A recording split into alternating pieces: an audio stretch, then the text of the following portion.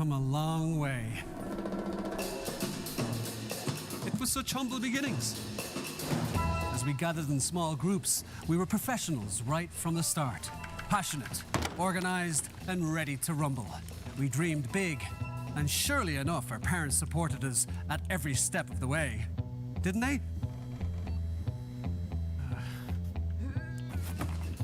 Fired up by all this love, it wasn't long until we caught the scent of competition. To be honest with you, it wasn't always that easy. Joe here, he had to take on 2 side jobs to afford playing professionally. It's gonna get better, Joe. And some of you dared to not even call this a sport. And look where we are today. An endless stream of esports events every year. Bet you didn't see that coming, Mom and Dad. And you know what? We have been with you every single step of the way.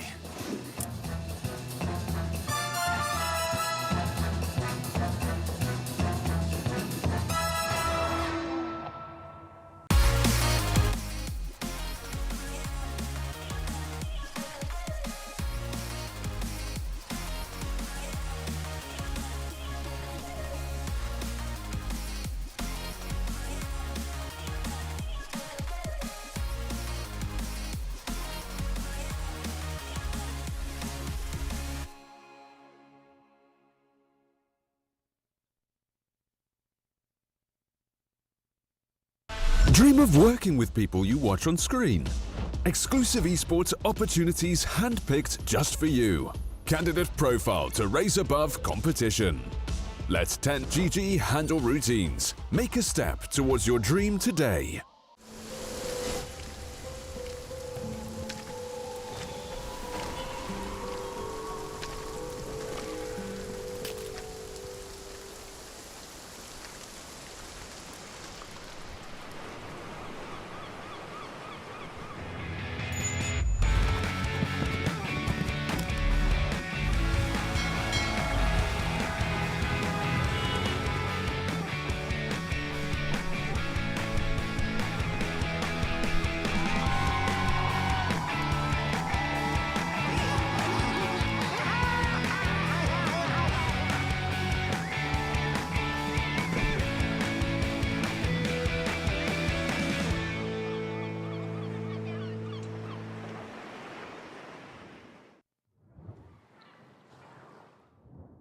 Welcome back in, everybody. And after that first series, it does mean that we're going to see the elimination here of at least one of the teams, and there's going to be even more today. You know, we're going to see at least Easy Cat going out so far. So coming through that one, they looked really good in the second game, but in that first and third game, you know, they just really didn't have the fight back.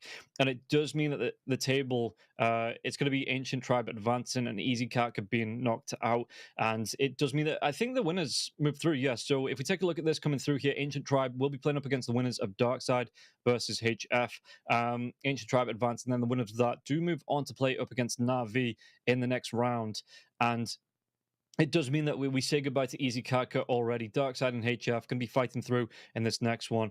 And meanwhile, at the bottom, as we come through, we'll see that, yeah, Darkside and HF. Darkside are struggling a little bit in the DPC, but they are a Division 1 team at the minute. Meanwhile, the side of HF, I think last time they tried, they didn't get through the qualifiers to Division 2. So even if Darkside are struggling in the Eastern European region in Division 1, you know, there's still a gulf of quality between the two teams. And I think this is where Darkside, they might be looking for a confidence boost. They might be looking to pick this series up, you know, moving themselves further through the Malta Vibes bracket from the Pinnacle Cup and look to get themselves some momentum as a team, because it's been a bit doom and gloom for them here in the rest of the competitive Dota scene. And yeah, so they've only taken a game away from Na'Vi, I do believe, Darkside. Yeah, in the DPC. Apart from that, they were going down 0-2, 0-2, 0-2. So there's been a couple of close matches. But overall, it wasn't enough to secure them a victory. So HF, they need to step up today. Darkside, again, should be the higher quality team here. And yeah, Darkside, they need to prove it. because they haven't been looking great after they lost Ramses. Coming through the rosters, we'll see here what the dark side lineup's going to be. It's going to be Dizzy on the carry, Rabel, Blizzy, Roger, and Seneko. So there is some quality there with Roger and Seneko. You know, some old, I can't call them old, but some more experienced players, let's call them. And then Blizzy and Rabel as new blood. Dizzy coming in. I don't think Dizzy had a team before Darkside, so being picked up as what looks like a pub star coming through here for Darkside on that carry, and it might take him a little bit to catch up to the quality of Division 1, the quality of the rest of the teams here as well. But again, the experience in the team playing in the Pinnacle Cup for the Multivibe Pinnacle Cup should be enough to get through HF. And on the side of HF, we'll see Nasfia, Erase, Proletary coming up with Heaven and Zoe. Yeah, these players, I've seen them before. You know, they hang around. The like tier 2 players. They do have some good quality. It's just kind of the level of what's the word I'm looking for? Where, you know, they don't have that actually. They don't have it all the time.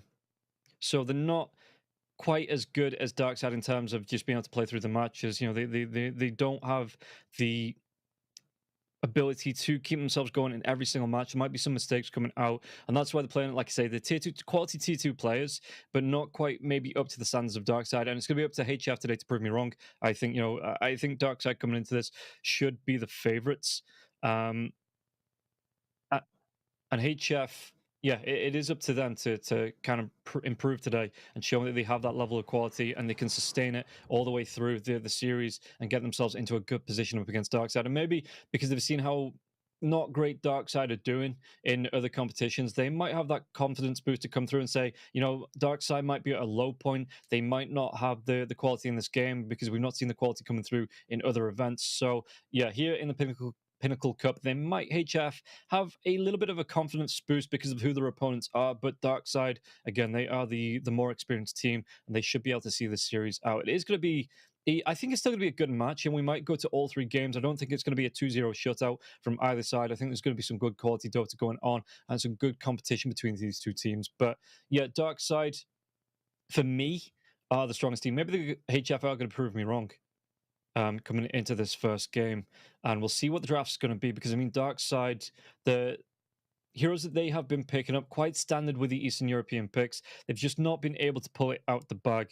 You know, I'll take a quick look at what the heroes they have been picking for the teams. The only victory they did pick up was against Navi on the very first day of the DPC. But yeah, so coming into this one, it could be a confidence boost for them, or it could completely destroy them moving forwards. And hopefully it's not going to be the latter. You know, we don't want to see any team's confidence being destroyed, as we are able to take a look. So as we get ourselves into this draft, to take a look at the heroes that Darkside have been picking up throughout the recent games. So yeah, standard games, the Spirit Breaker and the Elder Titan is one that they rely on that isn't currently popular in the meta, but they do seem to have an idea about playing around this. Again, Kunkka's Alchemists coming out for them there as well. Even a couple of Jakiros in there. So they do have some heroes up their sleeve that they might pull out that aren't standard picks, but are starting to get a little bit more popular. As we see, there is going to be the Nature's Prophet ban straight away from Darkside. HF, banning out the Broodmother. Yeah, okay. The Rubik's going to go here as well for Darkside. So all standard bans coming out so far. HF, who else do they want to be taken away here from Darkside? And again, I think it's been Dizzying that's not had that level. The rest of the team have looked at, I can't really put it all on Dizzying. You know, there has been some dips in quality from Darkside, but I think Dizzying is the one where he needs to catch up a little bit more. Maybe being dragged up a little bit by Rabel. So it is up for, and this is what you do. You know, you stick together as a team, even through the hard times like this, and it just gives Dizzying that competitive experience. As HF, it's going to be the Snapfire and the Monkey King right off the bat. A good couple of picks for them. And we've seen how effective, well, not in the last series, but, excuse me, not in the last game. This game 2 in the last series, the Monkey King was quite effective. But yeah, game number 3, Monkey King just could not get any momentum going as the Beastmaster comes out here for Darkside. So looking for a little bit more standard picks here with Undyne and the Beastmaster here for Darkside. And The Snapfire, I wonder if this is going to be the support Snapfire. We've seen the Snapfires being played in the core role in that position 3, but more often than not, I'm seeing the Snapfires being picked up as the 2.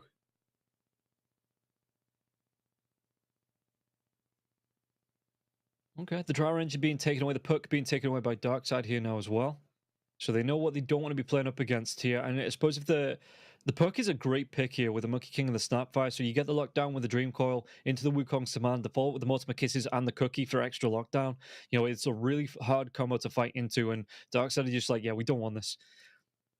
HF will have the first pick in the next phase.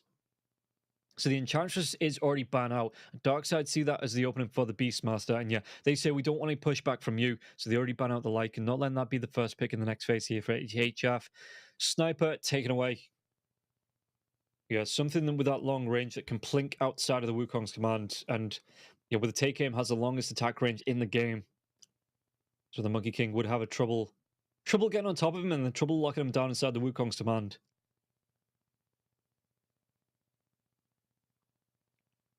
And what do Darkside want to be banning out now? Maybe the Disruptor anyway.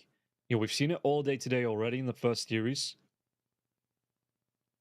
They might even go back for it themselves. But it does combo really well, especially the Beastmaster coming into this Monkey King.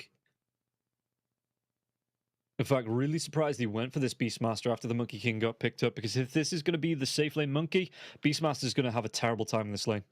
It's going to be absolutely awful.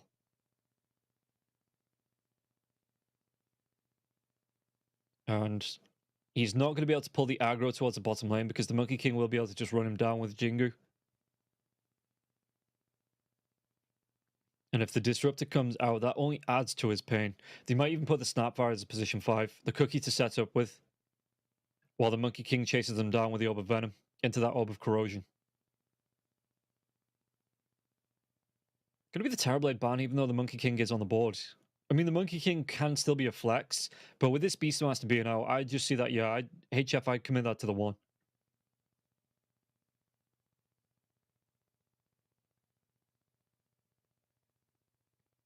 And HF, what do they want to be removing now?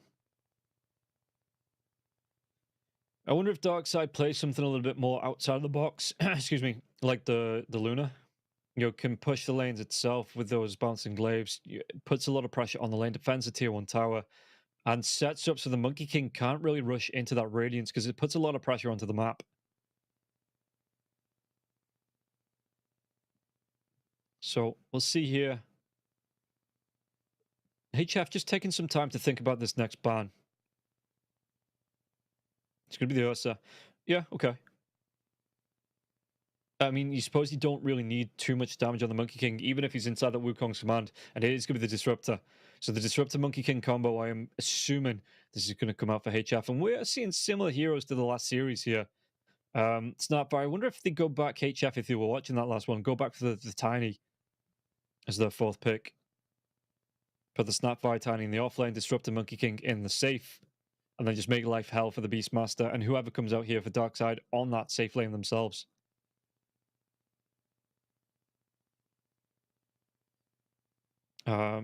Darkside.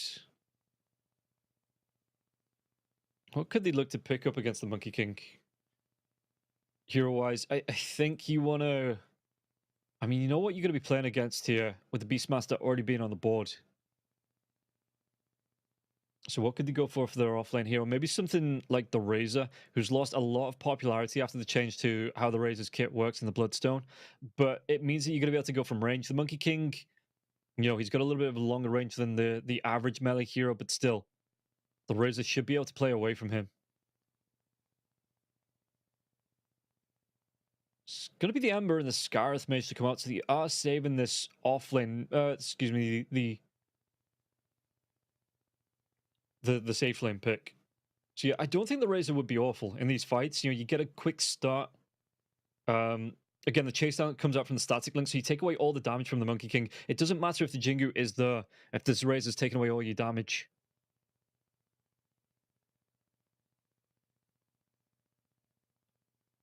But HF, is it going to be the Tiny? They've got this pick open. They are thinking about it. But I'm just looking at something that deals with the Monkey King. You don't really run Necro 1s anymore.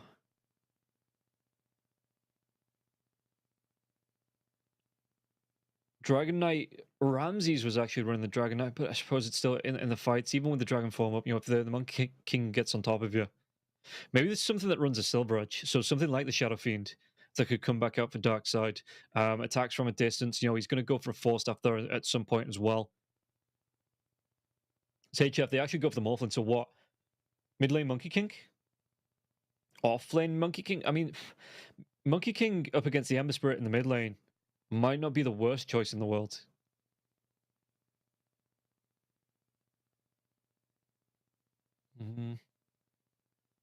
Odie's going to be the ban. Yeah, so they might be thinking this is going to be the offlane Monkey King. And the Odie's still to pick up against the Ember Spirit in the mid lane.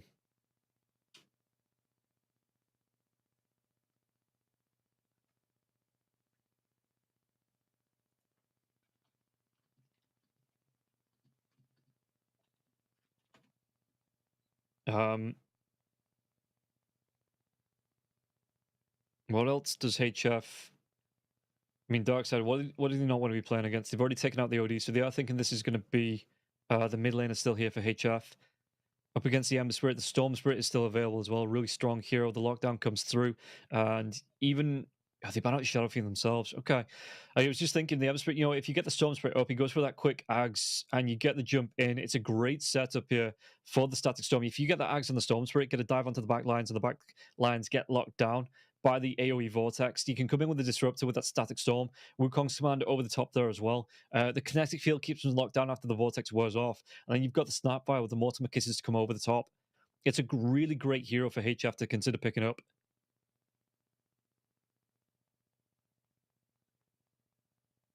And I wonder if that is what they want to go for here.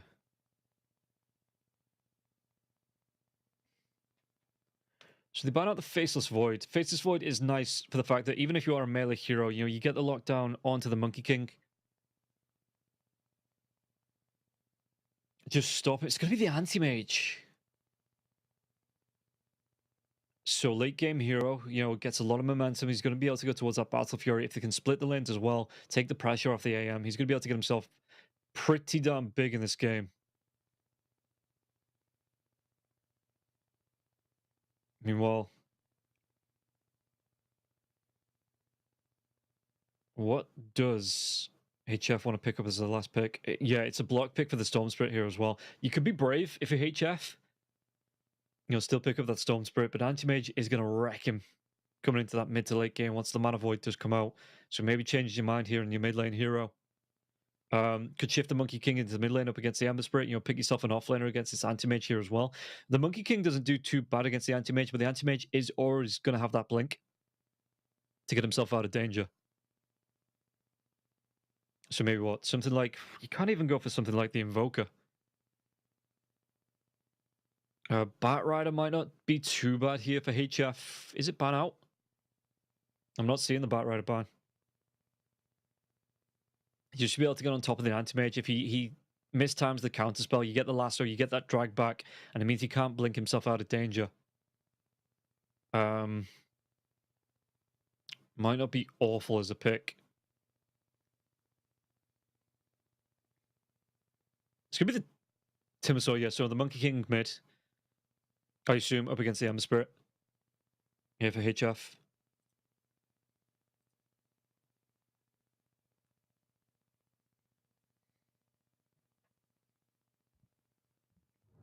And we'll see how this is going to play. I actually think... I don't know, do I prefer HF's draft? Even though they might not be the strongest team in this matchup, the Anti-Mage is going to be the difference maker, though. How quickly he can get that Battle Fury online, how quickly he's going to be able to get that impact as a hero. I still expect him to be fighting, even if he does, want to be getting that Battle Fury, wanted to find the farm, because Morphlin, he won't shy away from the engagement. The Monkey King can get aggressive as well. And the Timbersaw coming out here, that is a... I'm not sure about this pick coming through, because even though, the Timbersaw will have a lot of pure damage to come through. He uses up a lot of mana. The Anti-Mage might still be able to get the effective void, mana void out onto the Timbersaw. So Timbersaw might suffer coming into the fight in this game, but looking to maybe get some early impact up in the game. I don't know who I prefer here. Again, Darkside with a little more experience throughout the lineup, but HF, with this lineup, they could get aggressive early. They could take it to the side of Darkside, which means it slows down the Anti-Mage's Battle Fury and makes him a lot harder in terms of looking to roam. You'll get those farm patterns off. Just makes it hard for the Anti-Mage. So if he's not ready to fight and HF get aggressive, it might cost them the game here, Darkside. On the other side of that, Anti-Mage has some great targets for the Void coming through on the Disruptor, on the Timbersaw, on the Morphling. So if he can have some, space to find his farm, space to find his items, it might not be too bad for the Anti-Mage into this game. I just think HF, they want to get aggressive early. And yeah, Ember Spirit might not have the greatest time in the middle if he is going to be coming up against this Monkey King. We're going to have a quick pause, guys, before we get started. So not quite into it just yet. Don't worry, though. As soon as the game goes live, we will jump straight into it. And yeah, I think... I think I prefer HF's draft. Especially if the Nasphere gets himself towards a quick item scepter there as well. Could take the Anti-Mage's form, takes away the stats from the Anti-Mage. Takes away a hell of a lot of attack speed. Was it 70 attack speed there with the stolen stats? If he does get that morph onto the Anti-Mage once that Aghanim Scepter's out. It is going to be a disconnect for the Ember Spirit, so maybe we just wait around a little bit, because Rabel, we wait for the reconnect. Yeah, once he's back in, which he is now, so hopefully we'll be able to get ourselves underway shortly. Get ourselves into the first game of this second series. And don't forget, guys, if you want to get involved, you can go to pinnacle.gg/welcome. You enter the code CUP23 and get yourself a 100% bonus up to $100 for anything on your first deposit. And again, there's not just the Dota to bet on, there's all range of esports you're going to be able to bet on there. And I think live sports are as well. So don't be shy. If you are over 18, it is over 18s only. Don't forget to check out the terms and conditions, but it is pinnacle.gg/welcome if you want to get involved with the action. As the smoke coming out from the side of Darkside, these wards will go down. Pro, does he walk himself up here into Rabel? Yeah, Rabel's going to be waiting in the mid lane, but with Seneko, no stuns to start off with. Pro's going to be able to walk himself away from this one. Meanwhile, in the Radiant jungle, what's the Skyrath doing? It looks like, the Monkey King's going to be in that courier form here in the Mischief, trying to get the chase down onto Roger. Roger can get himself away from this one. No, 3 heroes. He's going to be forced stacking up onto Roger. And Roger, the balance strike comes out already. The chase down coming through here. And there's going to be the glimpse right back into the waiting arms. And a race will be able to pick up the first blood. So is it the... No, it is going to be the core Monkey King looking at the items that he's already picked up. But yeah, good pick up there. Good first blood. Going the way of the Timbersaw. At last, the battle begins. So let's see. Seneko, he's going to be pushed away. He did pick up the bounty rune anyway, so it doesn't give up much life for that. It's not a bad trade. And yeah, it's going to be the Monkey King in the offlane here. And Pro moving up in that support Snapfire role. He's got himself the...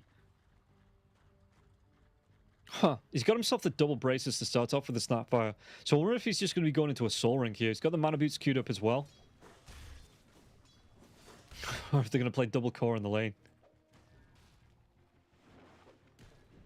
We'll take us... Look, it might actually still be the core, yeah. It looks like it might be the position for Monkey King coming through here. Even though he's going to go into a Wraith Band, he's got those wards, and it looks like Pro's going to be the one trying to look for the farm. And it is just going to be the Monkey King looking for the harass. Okay, I thought it would have been the other way around, especially up against the Anti-Mage, but no, it is going to be the support Monkey King. Okay, we'll see what Dizzy's going to be able to do onto this now, and so he's going to be taking a lot of harass as this Disruptor in the lane.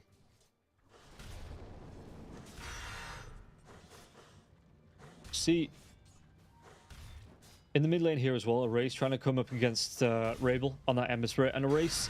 Yeah, he's got the damage that can come through from his spells, to deal with the Flame Guard. But if he gets caught out in No Man's Land, once those Searing Chain, Sleight of Fist starts to come through, until this Timber Chain is around level 3, level 4, he's going to be caught out in the river.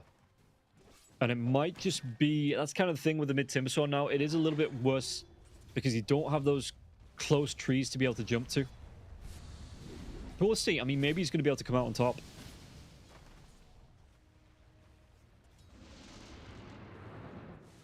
Ooh, the glimpse back now as well. The drag back onto Blizzy. Blizzy's got to be careful. Does he get himself out of this one? The axes now as well. The right click's coming through from Nesphia. Trying to do the damage. The Ancient Steel comes out from Roger. The Roger, he might be able to turn it around into Nesphia, and Blizzy will still go down. And so he picks up the kill.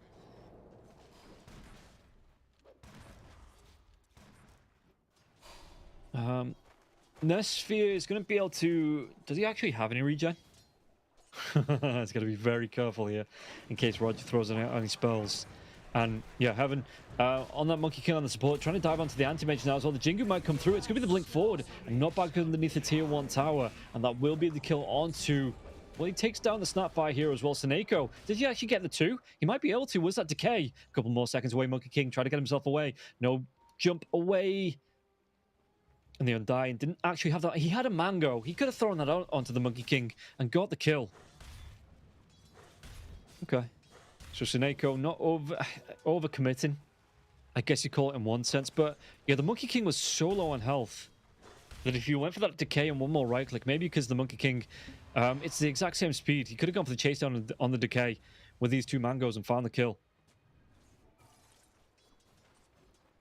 Looks like they want to put the pressure back onto the snap. Yeah, Seneco's just coming forward up against the strength hero like Proletary, you know, just throwing out these decays. It does start to stack up, but there will be the cookie in now as well. The Monkey King with his Jingu trying to get on top of Seneko. Seneko can't get himself away from this one. The bonus damage, and it looks like Heaven changes targets onto Dizzian, but that Jingu's going to be popping once again here.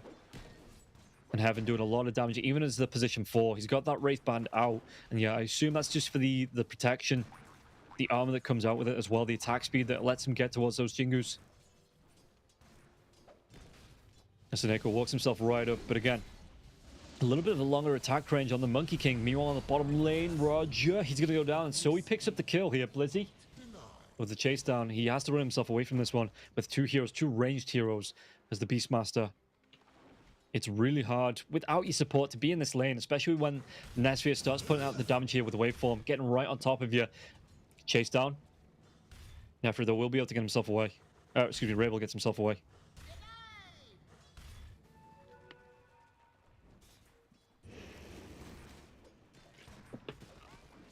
Dizzian has to move himself out. The tombstone has been dropped now as well. The Jingu Mastery comes out from Heaven. Does he actually turn this one around? Seneko takes a hell of a lot of damage from that Jingu there as well. There was no Boundless Strike to follow up from the Monkey King. But actually didn't want to use it, it looks like. 2 points into Jingu there as well. Seneko will be able to back himself away. Meanwhile, in the mid lane, Erase coming right up into Rabel's face. Rabel, what can he do? Just looking for the last hits. And the tower shots onto Erase now as well. So Erase, top lane though, Seneko, he's going to get pretty darn low. The Jingu's going to be popped. One more right click. Heaven, he's going to be able to pick it off now as well. Dizzian trying to do what he can in terms of damage onto Heaven. But Heaven should just be able to move himself away from this. Dizzian doesn't want to blink on. He's already used the blink as well. So yeah, with that extra attack range over the anti-mage here, Heaven just turns right back around onto Dizzian. And Dizzian has to back himself away. Ooh, bottom lane though, they get the kill onto Roger. And Blizzy, does he go down? Is there going to be a glimpse? There's going to be enough damage. And so he gets the kill with a Thunderstrike. Top lane. Oh, let's take a look at the mid lane. Looks like Erase not having an awful time here. But the top lane, Dizzian, he is having an awful time coming through. HF just putting the pressure on, and Seneko going to be pushed back in Heaven. Yeah, looking pretty good on the support Monkey King. We'll see what he wants to build into anyway, as this position 4. Because sometimes you do see this support Monkey King still going for like the Echo Saber, going for 4 staffs, you know, picking up the semi-core build on the Monkey. But at least for now, Heaven going to be away from the lane, taking down this bouncer, and Rabel has to go all the way back to base. Look at the damage coming out onto him, yeah. Has to back himself away. Bottom lane, Nesphia taking some harass from those flying axes, but for the most part, in terms of last hits, this Beastmaster is on 15 last hits, and the Morphlin on 37 and 14 denies, so having a really good time. Dizzy going to be bullying Proletary a little bit, but with the re-rotation coming in from Heaven, Seneko, Dizzy just going to back themselves away. Yeah, The Jingu, it's going to start up once again. At least the anti-mage this time should have that blink. The attack speed onto Seneko. Seneko going to be taking some damage from this now again. And he's going to change targets. Is he ever? No, he just carries on going here. The harass out. Onto the Undying.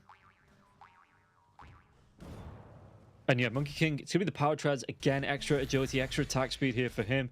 Rabel, looking for the wraparound in the mid lane. There's not going to be any supports rotating in. But Rabel, is he just looking for the pull? Because Array's doing a decent amount of damage here to Rabel. And he has to get himself away. Level 6, if he needed to. There was going to be a remnant for him to jump himself out of this, though. The Tombstone gets taken down, but so will Pro. That's the advantage of the Snapfire. He goes for the early point into the little Shredder, just to be able to deal with that Tombstone, but he still goes down. It still costs him his life.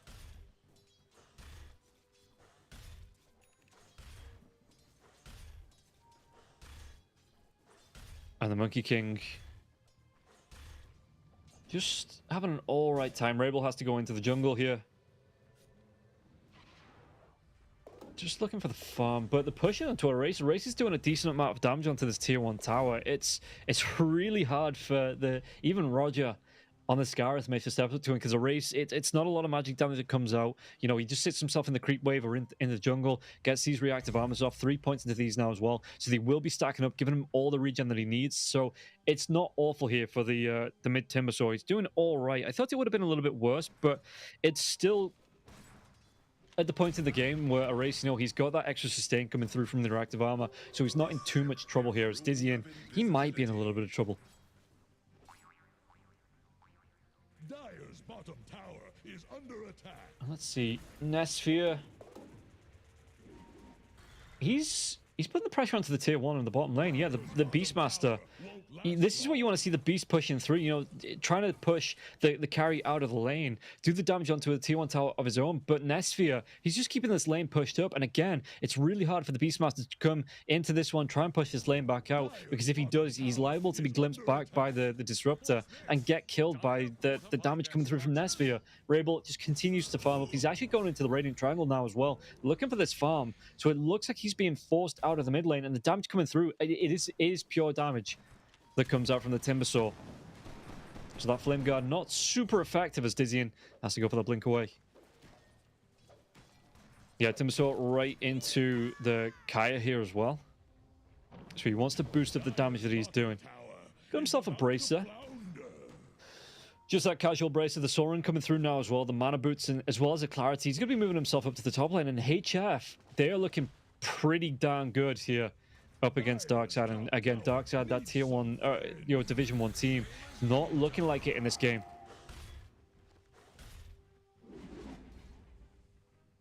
And Blizzy, yeah, he has to come through onto the Ancients, just try and throw these axes out, 3 points into the axes. He's going to be suffering a little bit more. Dizzy on the top lane now as well. Dizzy want to try and go for the blink away. The cookie comes out. There's going to be the Chakram into the Timber Chain. And Dizzy, he has to blink himself behind the tier 1 tower, and he's going to be losing that tier 1 tower now as well, because the pressure comes in. The early little Shredder able to stack that damage up, coming out from Proletary onto the tower. Yeah, look at this. The damage coming through from a race as well. So the Anti-Mage has to move away. This is not what you want when you're Anti-Mage. He's only got that Vanguard. Still doesn't have any of the items here on the Battle Fury. This is a big delay for the Anti-Mage. He doesn't even have his power treads 10 minutes in. Dizzy is suffering. Oh, the TP into the mid lane. Tombstone had been dropped here, but a race will be able to just come right back in, clean it up, as yeah, top tier 1 goes down. Snapfire going to be able to help pick that one up. So, Proletary. Dizzy in level 7. There's going to be Nesphere, though, with a catapult wave on the bottom lane, pushing in onto this tier 1 tower. Blizzy trying to do his best with the axes to pull these creeps behind. But the catapult creep should still be the mid lane hero as well. You see there's going to be the rotation coming in from the Disruptor. Does he look for that tier 1 tower into the mid lane? They're looking for 2 of them as Rabel. Can he get the jump out? And again, the pure damage coming through from the Timbersaw. The chase is on for them for 3 heroes here. It opens up the other side of the map. So the Timbersaw, he might not even go down the Timber Chain. No. Rabel gets hit underneath the tier 1 tower now as well. Sleight of Fist comes out. And so the Glimpse comes back, though. Does he get the jump out with the Remnant? He does. And so he could be in trouble. The Sleight of Fist here in chains the combo. Not going to be able to get a kill onto the Disruptor. Maybe the Timbersaw hanging around a little bit too long, not respecting that there was 3 heroes here from the side of Darkside coming into this. Radiant's middle tower can't handle this deluge. And Rabel, Glimpse comes out, cancels the TP, the drag back now as well. Did they have enough to capitalize on it? Or was it just, it looks like it was just to wind up the Ember in the mid lane. Oh, Courier? What was that? That was the mech? Okay, Proletariat. It's going to be down for a little bit. But it's not... It's what? It's a minute and a half. He's going to be fine for a minute and a half. He's got the backup of the Monkey King here as well.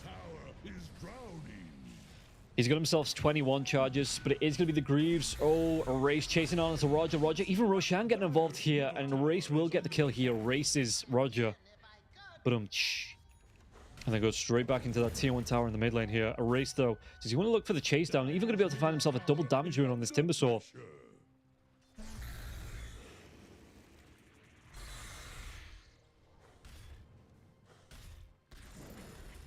I wonder if the Timbersaw goes for the shard. Jump in, top lane. Oh, the blink away. Take a look at the items there now as well. Yeah, they got the Boundless Strike onto Dizzian, but Dizzian wasn't stunned up long enough, was able to get the blink away here, but he's still being bullied in this lane. 12 minutes in. We can see the anti-mage in terms of items. He's only just going to be able to get himself over to the broadsword. If that's once he wants to go, the cookie's going to connect, and now the static storm comes through. They've got the lockdown, they've got the damage, they're going to be able to get the kill onto Dizzian. Dizzian, he just straight gets erased, and you know, coincidentally enough, it is going to be a race that gets a kill now. Monkey King, he will go down, Roger, but it's going to be a support for your position 1 now. And a race, he might not be done just yet. Slatterfist, Rabel, going to be chased down. Was that pure damage and Chakram to fly through once again. The Glimpse back, the Ember Spray. He's going to be dragged back the Remnant. Gets himself underneath the tier 2 tower. The Chakram just barely connects. But Rabel, he looks like he's going to be safe-ish underneath this tier 2. Silence comes out onto the Timbersaw, but the Cookie, he is going to be A-okay. Yeah, the anti-mage, he has to buy up onto the broadsword. I think he wanted the Claymore. He was saving the gold to pick up the Claymore first. But it just doesn't come out. And look at this mid lane now as well. He's being bullied by Heaven. So Dizzian. It's going to be really hard. The Monkey King going for a Diffusal Blade here as well. So it's not going to be the Echo Saber, but it is still going to be that semi-core build here for Heaven. Going in for the Diffusal Blade. You get a lot of damage out onto the Scarith Mage. You've got your chase down potential onto him, as well as the Beastmaster, as well as the Undying. A lot of options here for the side of HF.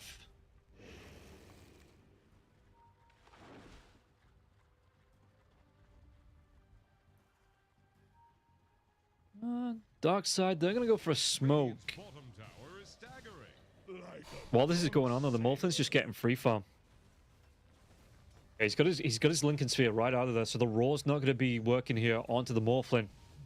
Mana Void either. Well, depending on which one comes up first, the other one might come through here. Ooh, Roger, a race. He gets seen by 3 heroes. The Static Storm did have the lockdown now into the Undying, and the Undying locked down in the kinetic field. The Mortimer Kisses will be dropped. Heaven, he's looking to chase. Can he carry on going here now as well? And Roger, he's going to be the next target. Do they have the vision? They do. The Glimpse comes back into the waiting arms here of HF. HF 11-5 in the first 15 minutes. Doing really good. And really being able to put out the damage onto the side of Darkside, and Darkside can't really get themselves off the starting mark. 15 minutes in, Anti-Mage. He can break up the Vanguard if he wants to, but the damage coming through here, he might not even want to break that up. Radiant's bottom tower faces a stiff wind. Nesphere back to the lane. The Beastmaster is pushing this bottom lane down now. We'll see what Nesphere, if he's going to be able to push this one back. 3 heroes coming through from the side of Darkside. But again, the Lincoln Sphere up here for the Morphlin. Let's say Morphlin is just going to give up this tier 1 tower. Being pushed in by the Beastmaster, the Undying, and the Anti-Mage. It will finally fall after the Catapult pushes in. And these 2 balls as well as the Anti-Mage here. Okay, so they do eventually get that tier 1 tower. 15 minutes in. It's going to be a decent amount of gold. It wasn't claimed up, but meanwhile... yeah, some good wards down now as well. Nesphere. I mean, he's going to be fine. Again, he has that Lincoln Sphere out. And for the minute, the only real stun potential they have is that Raw. So Nesphere going to be able to block that one. Glimpse comes back. The lockdown onto Roger. Roger, can he get himself away from this one? The Ancient Seal for the silence, but the Balance Strike comes through. The Chakram will follow up in a race. He gets himself, what is he now? Like 4-5 kills deep. 5-1-1 here on a race.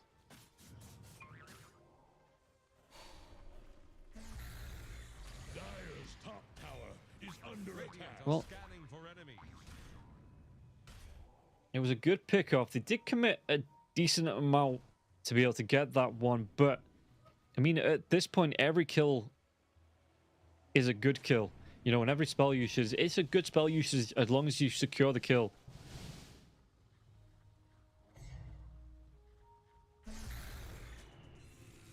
So, Darkside, how did they pull themselves back into this? The Anti-Mage is farming now. Did he split up? If he wants to, I think he has to, right? To be able to free farm a little bit quicker. But again, even if he does get this Battle Fury out, you've got Rabel that's farming through the Dire Jungle here as well. You've got the Invade coming through from HF. And it's just looking like... Did they get the jump onto Rabel? The Balance Strike comes through. Static Storm will be there. Chase down with the Chakram as well as that Kinetic Field. The damage comes out. Rabel, he's going to be taken down. And now the Glimpse onto the Undying. They're going to be able to go for more. That tree jump coming through now. And the tree dance into the Primal Spring. They do the damage, they take down 2, and even if he breaks up the Vanguard for the Battle Fury, which he does, the Anti-Mage does do that, it's still going to be tough here for Dizzian, because they're going to be locked into their side of the map, their side of the jungle, and even their side of the jungle isn't safe, because look at how aggressive HF are getting. They're looking to close it down. I said, you know, Wukong's command is going to be used with the Balance Strike here now as well. The support Monkey King and Race, they get the kill onto Roger. Does he... He's going to go for the BKB first here on Timbersaw. Yeah, Monkey King. He's got the Diffusal Blade up. Sanjin Kaya here for the Timbersaw. BKB not too far away from that. It's going to be about 200 gold.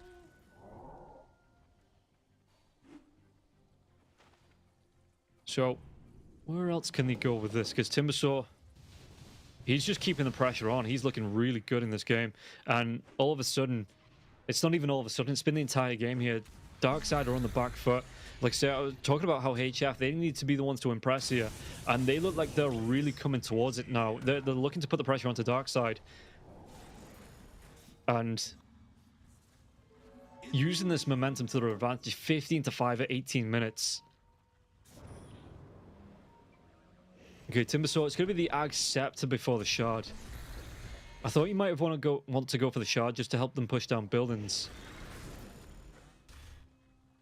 But Race, once again, they're looking to push through. The Roar does come through now. The Cookie, it keeps Race alive for a little bit while these reactive armors go to work, keeping him alive, and Roger will go down. Nesphere picks up the kill, and can they go for even more? Race uses that BKB, and it looks like Seneko, he's going to be the next target being chased down here. Heaven, the chase down, though, it's going to be the nice waveform in, and the drag back from the Glimpse, not even going to be needed here. And did they go straight into the pit? It looks like this is where they're making a beeline too here, on the side of HF. The Anti-Mage at least going to be able to find some farm in the Radiant Jungle while this is going on. But HF, this is going to be a free Roshan. Not going to be contested at all, it seems, here from the side of Darkside.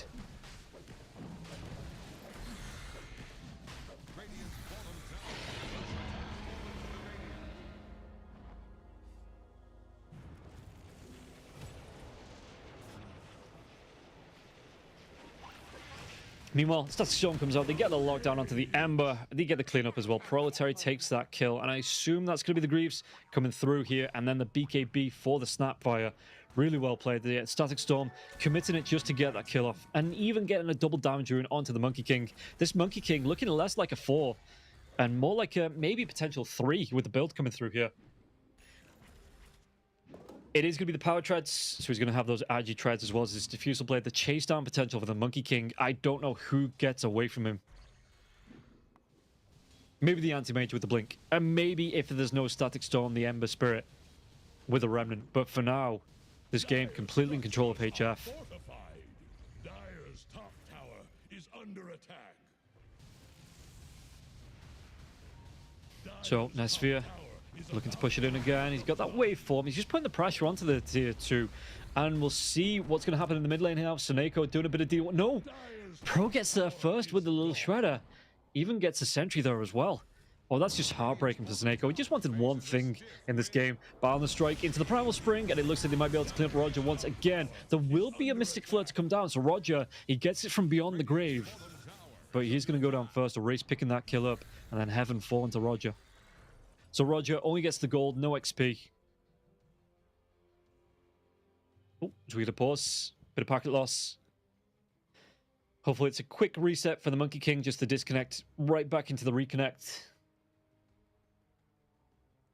And yeah, the Snapfire going straight towards that BKB. He's going to be about 1,000 gold away from it, but the damage is stacking up now from that little shredder into the Scatterblast. You know, Snapfire looking 3, 2, and 4. It's looking pretty darn good here for the Snapfire. Those Mortimer Kisses doing a lot of damage.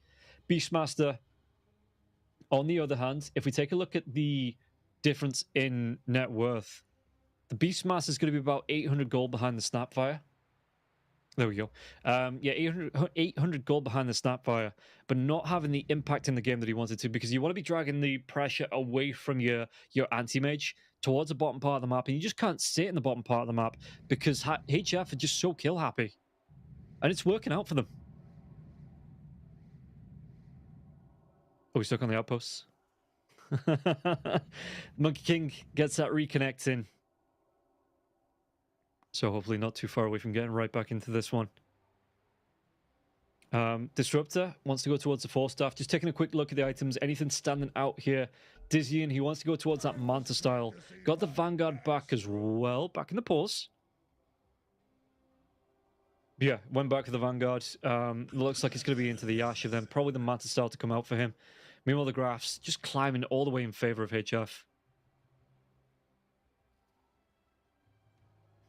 So we'll see. We'll see if Darkside, if this anti-mage, is it going to be enough to get them back in the game?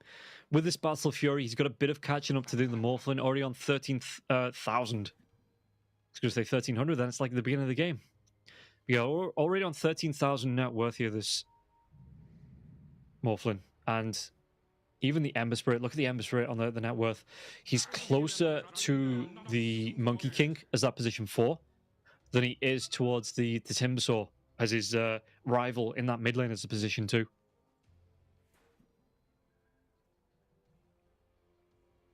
So we're going to get the go. And we're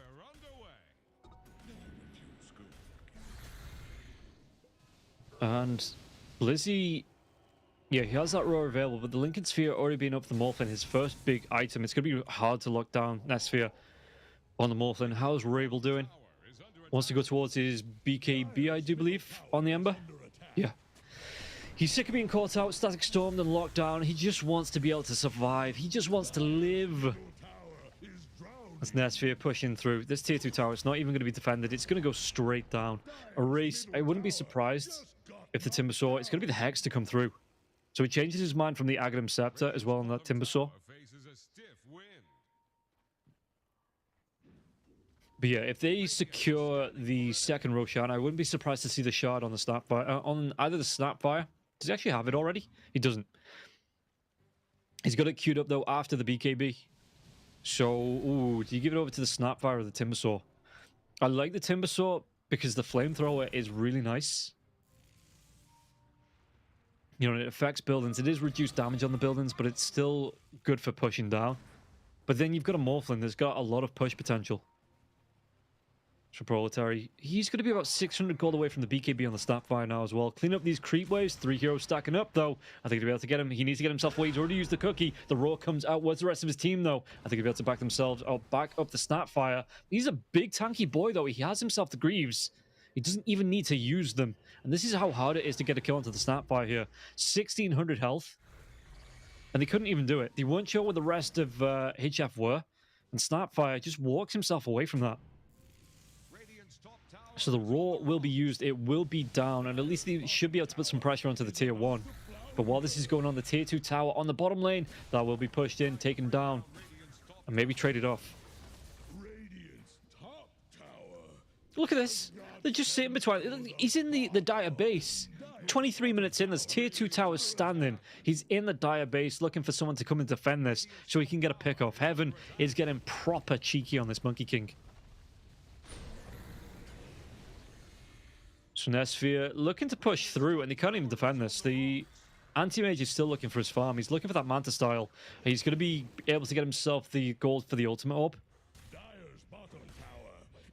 But the push from HF, they are not scared of Darkside. Dire's bottom tower won't last long. Dire's bottom tower has fallen. Roger. Seneko, there is going to be the dive in now as well. Did they get the kill? They do. They take down Seneko. Blizzy. They might even be able to go for more on this now as well. Nesphere. They're going to go for the tier 3 towers. The push down. And this tower is going to fall. It's going to go down. I mean, there's going to be the Morphling jumping in. He still has his Aegis for 20 seconds. Not scared of going down. Going towards his Butterfly. 24 minutes in, and they're going for racks. They've got the backup of Heaven. Fortification will be used here to buy themselves some time on the side of Darkside. But Nesphere pushing right into the base. And yeah, there's going to be the balance strike coming through onto the Ember now as well. Static Storm, the lockdown, the waveform comes through. Are they going to be able to get the kill? They do. He doesn't even have his BKB. The Wukong's command comes out. Blizzy, where's that glimpse back? They're going to be able to get the kill onto the...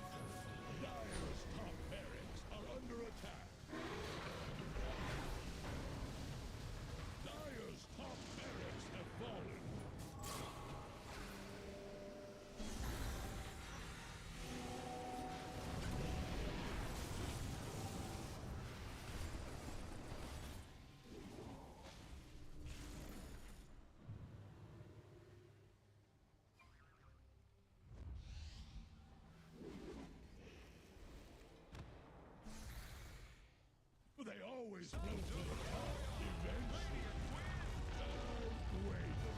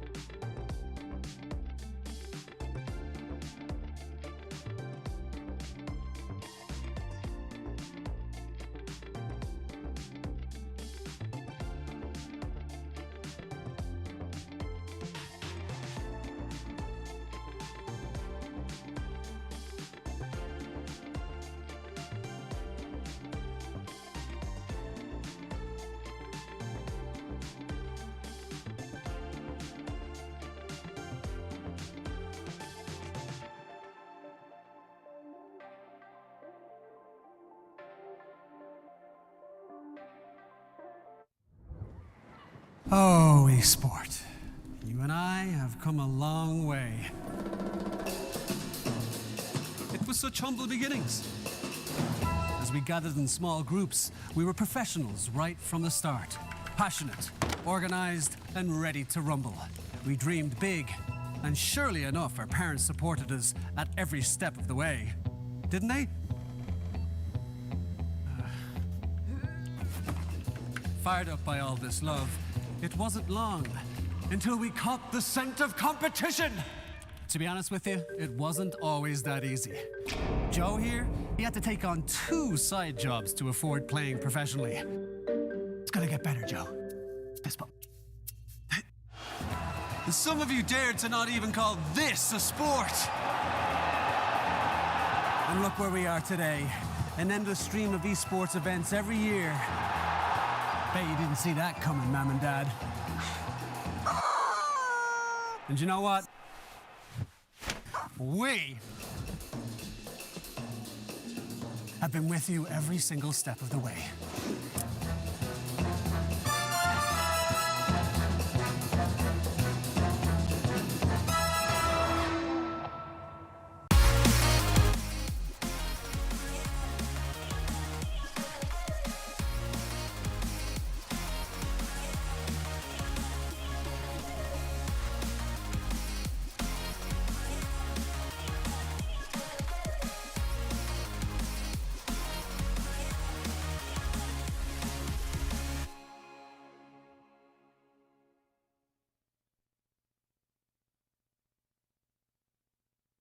Dream of working with people you watch on screen.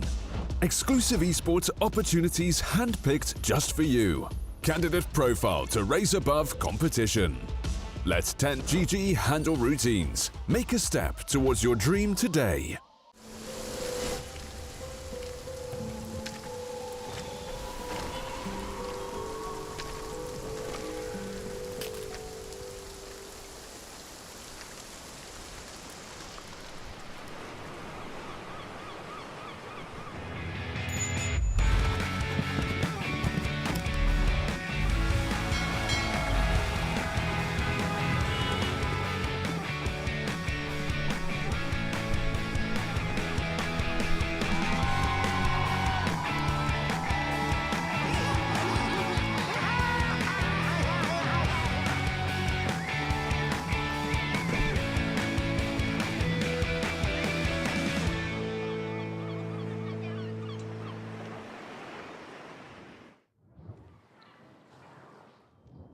Welcome in, everybody. We're going to get back into this one. An unfortunate end to the first game there for myself and Darkside.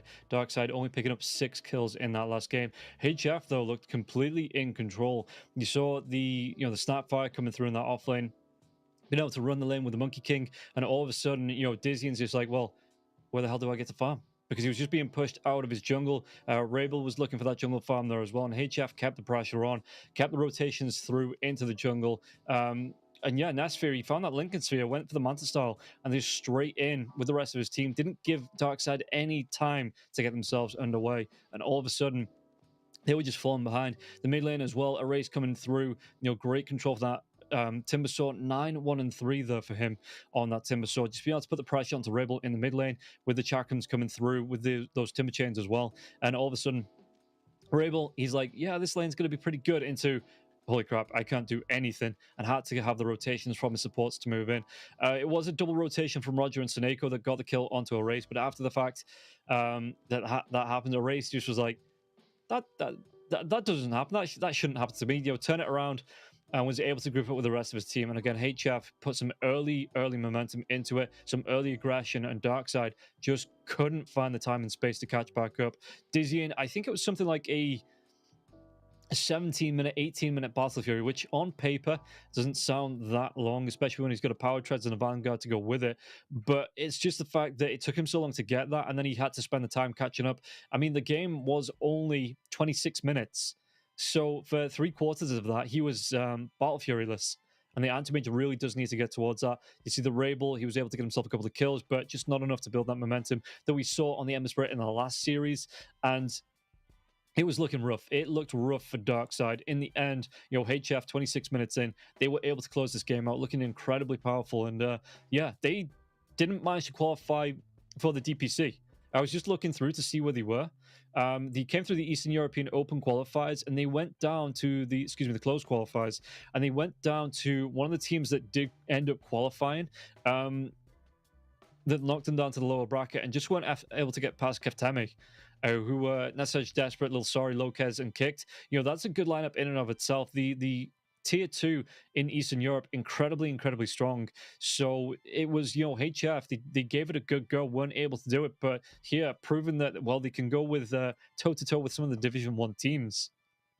And we'll see if they're going to be able to do it again in game number 2, because Darkside, again, they just never looked like they got going in there in that first game.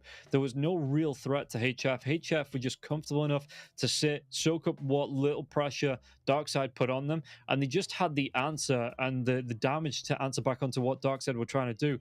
In that lane, with the anti-mage, yeah, the position for Monkey King, well, I was thinking it was going to be like a mid one up against the Ember Spirit or a carry Monkey King, but even from the position 4, that hero had a massive impact, as we're going to be able to get ourselves into the draft here to see if Darkside, are they going to be able to improve on it in the second game, or if HF, if they're going to draft themselves into a victory and move on to the next phase of the Pinnacle Cup, given those Malta vibes. And no bans so far.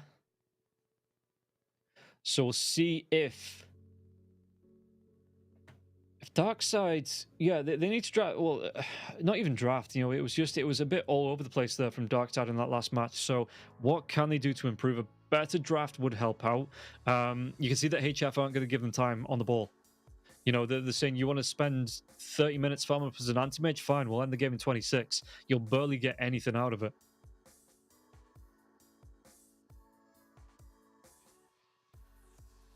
So, HF. Yeah, the Death Prophet, the ban on the Disrupt this time, so finally we're not going to see that hero coming through in this phase, but HF, straight into the Broodmother. Do you go for it? It's going to be the Pudge. And the Crystal Maiden. So I was talking about this in the last series when the Pudge did pop up.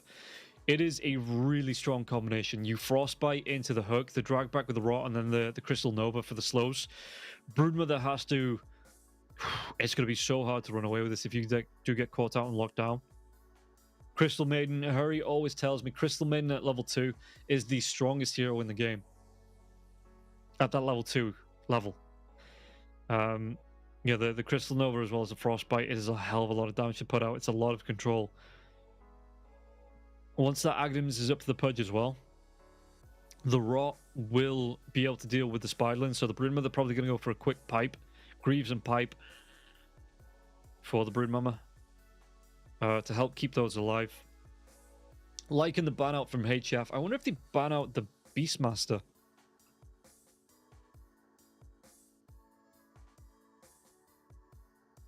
He's just looking to see. They are taking the time to think about this one as well. Maybe the Enchantress. Maybe both. They do have a couple of bans left in this phase. The Ench being able to turn the Spiderlings back onto the Broodmother, or even one of the supports, just chipping those heroes down with the little friends. So it's going to be the Ember Spirit. Good hero dealing with the Broodmother Spiderlings with that split Sleight of Fist. Just takes them down without having to commit his own body from a distance. And yeah, Broodmothers really do hate. The Flame Guard comes through as well. Really hates playing up against that hero, the Broodmother.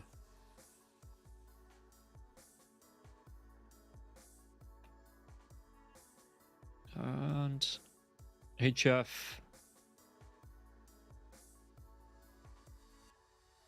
Did they actually ban out the Beastmaster? Because it will offer some push potential here from the side of Darkside. They've already banned out the Lycan, so they could go back for the Death Prophet there as well. They don't want these towers falling early. They don't want these objectives being taken away from them. So do they ban out the Beast? I mean, we could even see it is Darkside. We could see that Chen coming through as well.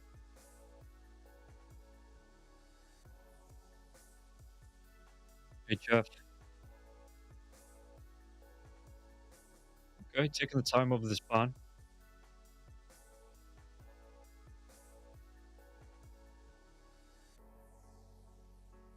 And what else could they go towards? I assume it's going to be the Rubik and the Broodmother in the off lane here for HF. So yeah, damage coming through from the Fade Ball, but the Pudge doesn't really care about that. The damage doesn't come from his right clicks. Crystal Maiden either. The damage is going to come from the Rot and the Hook on the Pudge. And just that slow chase down with the Crystal Nova and the Rot. Okay, on the Bat Rider out. Yeah, it's rough to play into, but if they have a way to play around it, HF could answer back onto this Pudge. They might have to rely on some mid rotations as well to shut him down. Because if he gets some momentum going, you'll get that Vanguard, gets the Ags out on the Pudge. With the Flesh Heap active as well, that block damage is really hard to take the hero down. Dark side, to ban out the Drow Ranger. Damage from a distance. Slow built into the hero there as well. Hard for the Pudge to catch up if he's, rotting, trying to run it down. Before he gets that Blink Dagger, and he can't land the hooks. He did pretty hard. But we might see the Sniper come out for HF. That is still available. Again, can blink from a distance outside that hook range as well. As Dark Side, look for the next pick. It is going to be that. We might see the little friends come through here. The Clockwork immediately comes out for HF.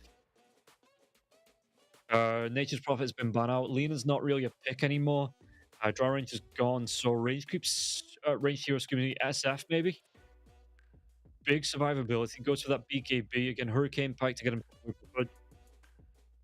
through the Morphin. Okay, so gonna be able to shape shift into the Pudge there with that Morph ultimate. Throw the Rot back out. Throw that Hook back out. And I think it's status resist you steal with the Aghanim Scepter, isn't it? Am I wrong? I usually am. So, if you steal strength, you steal 40% of the status resist. Especially when the Pudge is going to be building, he's got that Flesh Heap going. The Morphin being able to take that away, that is a great hero to be able to morph into. The hooks for the drag back, so you wave form yourself in if you need to. Point blank hook as the Dragon Knight comes out for Dark Side. Okay. Good offlaner and or mid laner. Can't be both, but so good offlaner or mid laner. We've seen a couple of Meteor Hammer builds coming out for the Dragon Knight now as well. I wonder if he tries to go that aggressively against the Morphlin with the Enchantress.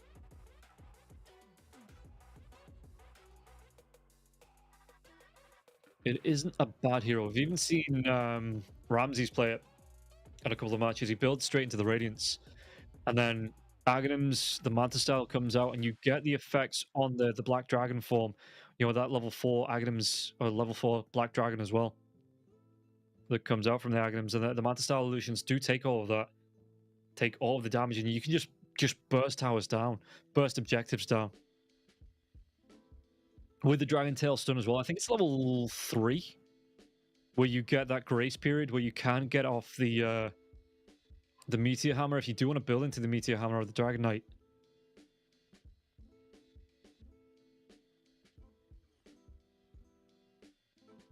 So let's see, HF.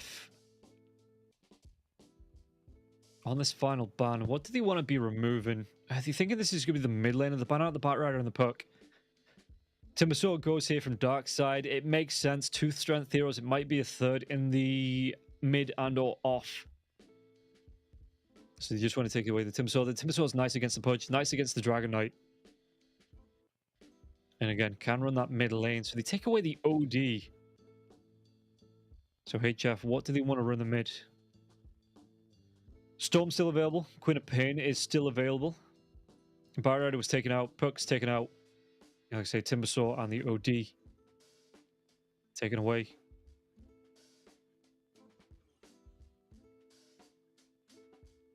Darkside have a lot of reserve time to think about this final pick ban period. Ban pick period, even the other way around. But it is going to be HF with the next pick, so they have time to think about if this comes out, we can pick that. If this comes out, we can pick this. So they ban out the Primal Beast. HF, what is this final pick going to be? They've got themselves just over 50 seconds, not even going to need it, as the Pangolier is going to come out here for the mid lane of HF. good engage. You can disrupt, you know, gets onto the Pudge before the Pudge gets the BKB with that Rolling Thunder. Can disrupt. It means that anything, if they want to go for an offlane here, Darkseid, put that Dragon Knight in the mid lane. Something like the Enigma that pushes down the lane. You know, goes for that black hole. The Pangolier can get in with the Rolling Thunder, swashbuckle, bash, but it's going to be the Tinker. I wish it wasn't, bud. I really wish it wasn't you. But it is, in fact, going to be the Tinker. And from this, I really hope Darkseid lose. Nothing against them as a team, but with the Tinker pick, I hate this hero with a passion. I hate it with a burning passion. And I would rather it got removed from the game. You know, remove it for press and ceremonial reasons. Unfortunately, it is going to be picked up here by Darkseid. So HF, they're going to have to play against it. We'll see how it's going to do in the mid lane up against the Race on the Pangolier. Should be able to deal with it. You know, you've got the laser to come through with the blind. But Tinker, he might be vulnerable to the shield crash and the swashbuckle here if a Race gets aggressive.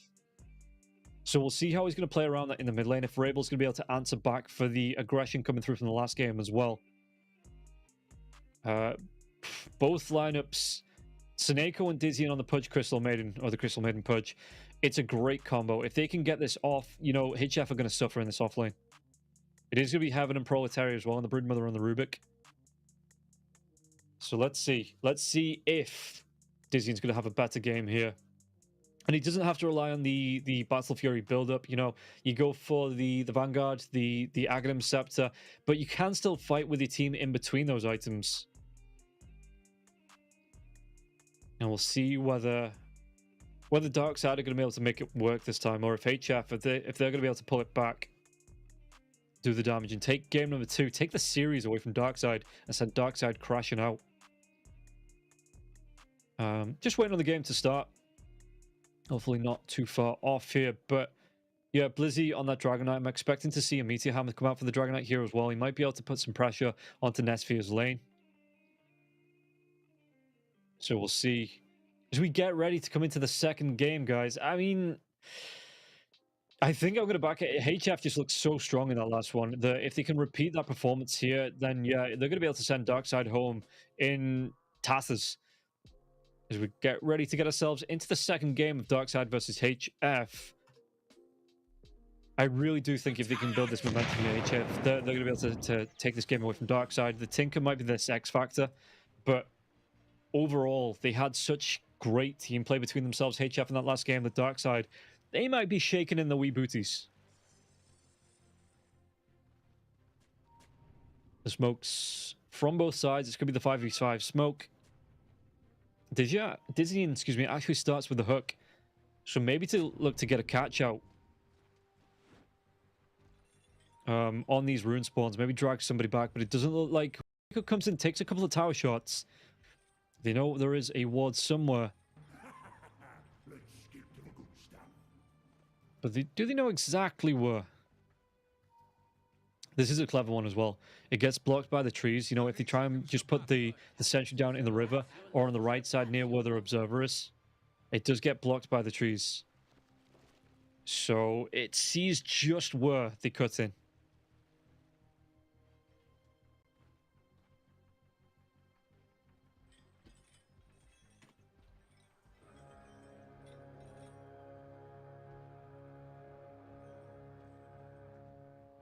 So let's see what they're going to go with on this Pudge.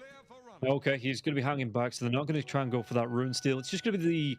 Well, they actually give one up in the river here on HF, not wanting to be hooked back and dragged back. I'm not sure where this Pudge is, so they just give it away. They'd rather keep themselves alive than be hooked in and give away that first blood, especially to a Pudge who wants those early levels. You know, he wants those phase boots to come out, or even just the brown boots to start off with for that chase down potential. Meanwhile, in the mid lane, it is going to be Rabel here on the Tinker. Have I said how much I dislike this hero? So yeah, a Race with the laser coming out from Rabel, it might be a little bit more pressure here. You know, try and get those denies out, and he has to rely on the swashbuckle for the last hits, which makes it a little bit harder for the Pango in the lane. But while that's happening, I mean, Roger, there is going to be the Dragon Tail to come through. So with the Battery Shield to run down here onto Blizzy, Blizzy's going to try and get that harass right back. But it is a lot of damage coming out from Zoe. So he's got to be careful because there is going to be impetus shots flying through left, right, and center. And with that Dragon Tail, it does open up the distance here from the excuse me, from the Enchantress, which makes that impetus just a little bit more powerful. So yeah, if you're Heaven, you know, you need to, on this bottom lane, or Shield Crash comes in now as well to Rabel. Swashbuckle's already been using the laser into the rockets. It's a hard lane for the Pangolier, especially being that melee hero.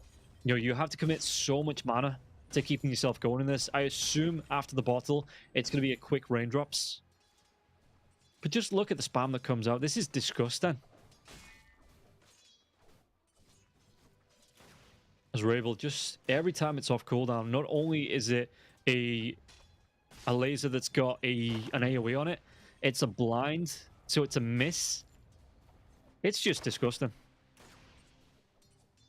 Yeah, and as it builds up, like what, every 18 seconds you're gonna be able to put that one out. It's a 3.5 second blind at level 2. That's ridiculous. I'm gonna spend the entire time just bitching about this hero. Saddle up, because this is Rob's rage corner here with the Tinker being picked. Nesphia going to be taking some harass on this top lane. Yeah, look at this.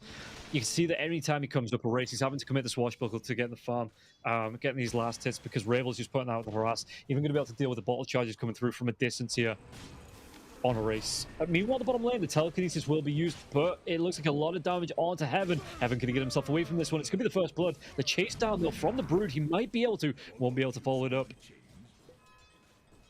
Using the insatiable hunger to chase down, get the aggression onto the Pudge. It did a lot of damage, just not able to keep the Rubik alive.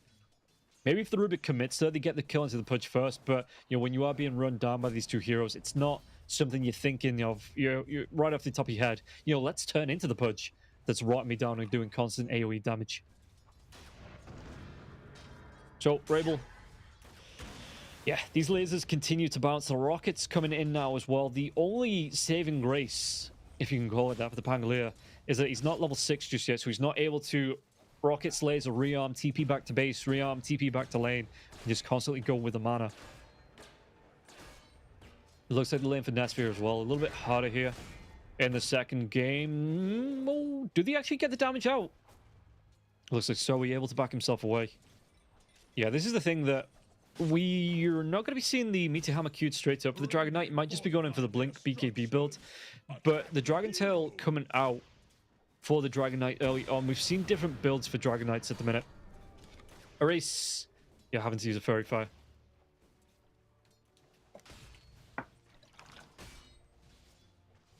Blizzy coming up solo because Roger's moved himself away. Going towards this ruin. Gonna try and snatch it. Take it away from the side of HF. So a little bit of a better start here for the side of Darkseid. Already got themselves a kill on the board. Taking away most of the bounty runes. As Rabel. Yeah, what's a rune? Balled here by Erase, but Rabel is going to continue to chase him down. Roger comes in now as well. There's going to be the shield crash while doing Ripper with that pullback there as well with the Hurricane. It looks like the TP and they actually get the trap out onto the Tinker. He's going to be out of mana, but the Rocket Flare, excuse me, those homing missiles coming through here, and it looks like it saves Erase's life. And yeah, the Tinker's going to be out of mana. Not level 6 just yet, close to it being level 5, but close only counts in horseshoes and hand grenades, and Tinker is neither one. Though he might be a hand grenade with his potential to blow up if he gets a good start, and that is what he's getting here. 26 last hits to the 19 of the Pango. Erase being punished for being that melee hero up against the Tinker. Being punished for being just a hero up against the Tinker. Shield Crash comes in. This is what I'm talking about. You get aggressive. You force out these bottle charges. You do the damage onto Rabel, and all of a sudden Rabel, underneath this tier 1 tower, Swashbuckle is going to be used here. It takes a bit of damage, and well, there's going to be the rotation in from the Clockwork, but Clock only level 3, so no hook shot, which could be a good thing against the Tinker. You know, once he tries to get himself away or tries to rearm, you just get yourself right in there with the Battery Assault going. Get that locked down with the hook shot into the Battery Assault, and even with the defense matrix at the bottom lane now, Heaven's going to get pretty darn low. Insatiable Hunger, but the Frostbite, is he going to be able to get him pro? He might be able to turn this one around. Where's that Fade Bolt? Couple more right clicks and they take down Dizzy, and yeah, Pro can sustain with the points into the Insatiable Hunger if he can get these right clicks off. It's actually going to be an Orb of Corrosion to come out here as well for him, so the extra health on the Fluffy Hat's going to be nice. The chase down potential, because Crystal Maiden An incredibly slow hero here mid lane. Rabel, though, he sees Zoe. Zoe drops the cogs, but there's going to be the rotation in from Roger. And Roger looking for this harass. Zoe, as soon as these cogs break, the dam breaks here as well on the damage. And Zoe's going to go down. No, the mischance! He goes down eventually, but it takes a little bit longer, as Heaven this time will be taken away. And Darkside 3-0 to start off this match in the first 6 minutes. Just like your ships. Bottom lane. Can they carry on going? The Broodmother not having the best of times, but it's not awful as well. But Pudge really having a great start here to this game. Dizzy, and there was a couple of times where they could have got the kill as Nesphia loses his courier. Yeah, they could have got the kill into Dizzy. Roger just hunting through the jungle. He becomes the predator here. I wonder if he has the heat vision as well. Ooh. Nesphia goes down to Blizzy pretty much solo there, even before the Dragons forms up. So HF, they are starting to crumble in the second game, and Darkside showing the level of quality I thought they were going to. And that's the thing, right? It's the consistency that's cost them. They've not been able to sustain the level of quality they've shown through the DPC through every single match. So this is hitting out, you know, Darkside looking strong in the second game, but they look like the HF were coming in as the favorites in the first game. All of a sudden, the rotation around. Rolling Thunder maybe here. Erase is invis, but there was a sentry down to spot him. So the Crystal Maiden just backs himself up underneath the tier 1 tower. And, well, he's still underneath the sentry, but there is no vision to see him here. Wonder if, oh, Dragon Tail going to be used. Dragon Force going to be used now as well. Zoe going to be chased out now. Maybe the Enchantress going to be able to go for that enchant. Yeah, the cogs do come through. Roger going to be point blank with the impetuses, but Zoe still takes a hell of a lot of damage from that. Nesphia. What's he going to be able to do underneath this tier 1? Because Blizzy is looking to push it in. Does Blizzy want to go back? It is going to be the blink. So no Meteor Hammer now as well. The waveform comes forward, but the Dragon Tail, the rotation in from Rabel now as well. Nesphia with the Strength Morph, as that Strength Adaptive Strike here as well. So he gets a stun. Rotation from the Pango. Is it going to be off? He's trying to come in with the Rolling Thunder now as well. Gets a stun. Oh, the Shield Crash comes out. Can he turn himself around? He's got himself the double damage unit. It's just popped in the bottle now as well. The waveform comes through. Rabel's still in the trees, but they do get the kill here onto the Dragon Knight. Blizzy a little bit too far forward, and so's Roger now as well. The chase down, and this is what the side of HF needed. They get themselves 2 quick kills and a race. Well, Proletary goes down to Dizzy on the bottom lane. But while that's going on, they do get themselves 2 good kills on the top lane. Going the way of a race to get him back into this. But yeah, Dizzy, he's just got a great start. Frostbite, run him down, doesn't even need the hook, can go for it point blank if he wants to. Telekinesis now looking to break the angle, but Dizzy's going to be pretty fast. Underneath the tier 1 tower, Proletary's going to come in with the insatiable hunger. Dizzy with the dismember though. Look at the damage coming out onto this Broodmother, and Brood has to run away from this. Was that Frostbite? The rundown with the rot once again. Can't stand up to the lane. Can't stand up to the Pudge with this dismember. It's so much damage. Dire's bottom tower. Yeah, with only 980 health here on the Broodmother, he just rips through him with his dismember. And that's only going to get better the more flesh heap stacks he gets.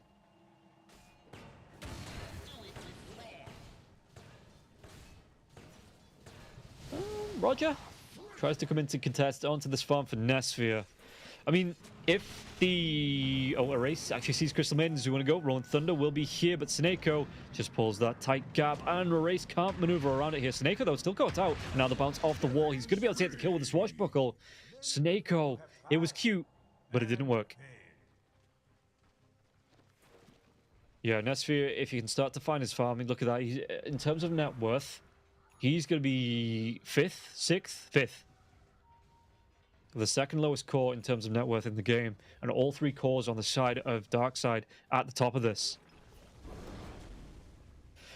Looks like it's going to be another Lincoln Sphere here for the Morph again, getting on top of Roger. Nesphia trying to do what he can. He has to watch out for the aggression. There's even going to be the TP in for the Crystal Maiden now.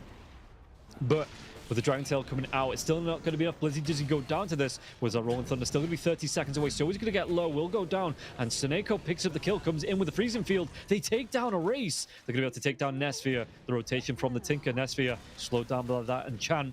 And he can only strength morph so much before he will go down now. And Rail just pushing in and pushing in and pushing in. Even with his full strength morph coming out, Nesphia, he should go down. And Roger, he's going to be able to get himself a double kill. While that's going on, Proletary, how's he looking on the bottom lane? he's got his spylins that Dizzian can run down with a rot. So yeah, it is pretty tough here for the Broodmother. Even with that level 6 being out now. Pudge. Yeah, it's just going the way dark side. Looking really good for them. Pudge, he's got that Vanguard up. Going straight in towards the Aghanim Scepter. Which makes the rot stronger. Makes it a higher radius as well. And even takes down the regen, the health regen as well. But again, this is the level of quality that I was talking about for Darkseid before the first game, and they came into that first game without hitting those levels. They just weren't consistent enough. Dizzy on the bottom lane spawn, Spiderlings comes out, but the Pudge, he will be away. 4 heroes rotating in though. Dizzy just goes straight for that TP out. Meanwhile, in the jungle, Roger, he's getting cheeky here for the Rocket Flare. It doesn't see anyone because the Pudge has TP'd himself to the mid lane. Looking to farm through the jungle now as well, and yeah, 2 points into the flesh heap, 4 points into the the hook shot. It connects onto the Crystal Maiden. The Crystal Maiden's going to go down. Nesphia picks it up. So a nice little bonus, nice little consolation with how these fights are going. Speaking about how the fights are going, there's going to be the jump in now. Array's going to get himself away. He can't. Rabel will get the kill. There's Tinker doing a hell of a lot of damage, a lot of impact, even though he's only 1-0 and 2 in the game. Just being able to be around the map, drop those rocket homing missiles and the lasers. The 1 point into the defense matrix now as well. And the hookshot's already new, so they're not going to be able to close this gap onto the Tinker.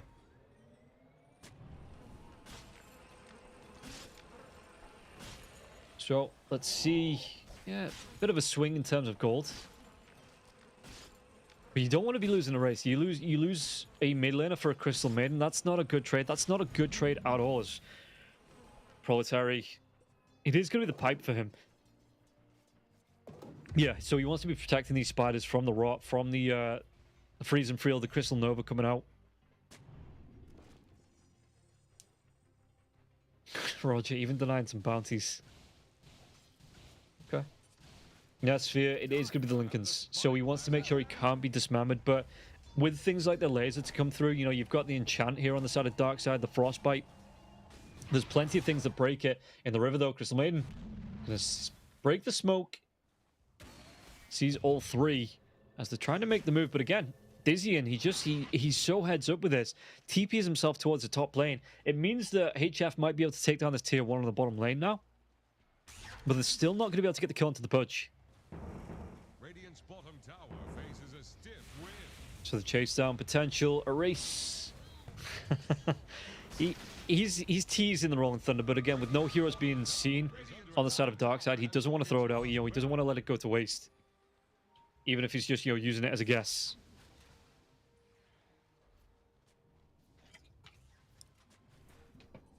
Meanwhile, the smoke coming through from Darkseid, the Crystal Maiden and the Dragon Knight in this. The Dragon Knight has that blink available, the Dragon Form as well as the Dragon Tail.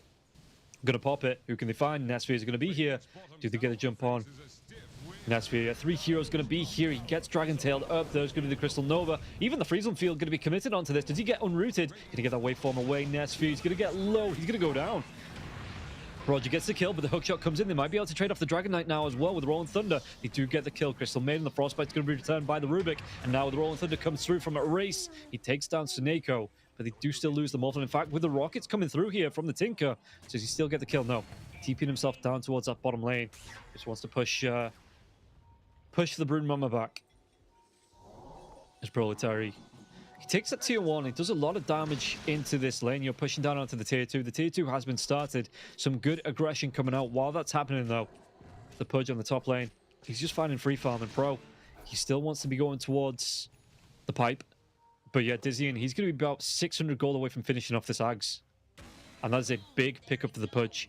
It means with the help of the team, you know, you don't have to worry about rushing into the commit of the BKB or the Blink Dagger, because you've got the jump in from the Dragon Knight. You've got that Dragon Tail to come out. You've got the Frostbite to come through. You've got the Enchant Slow. You can just run them down with a rot. As soon as this Aghanims comes up, it does really help him farm up as well. You know, it accelerates the farm pace that he has.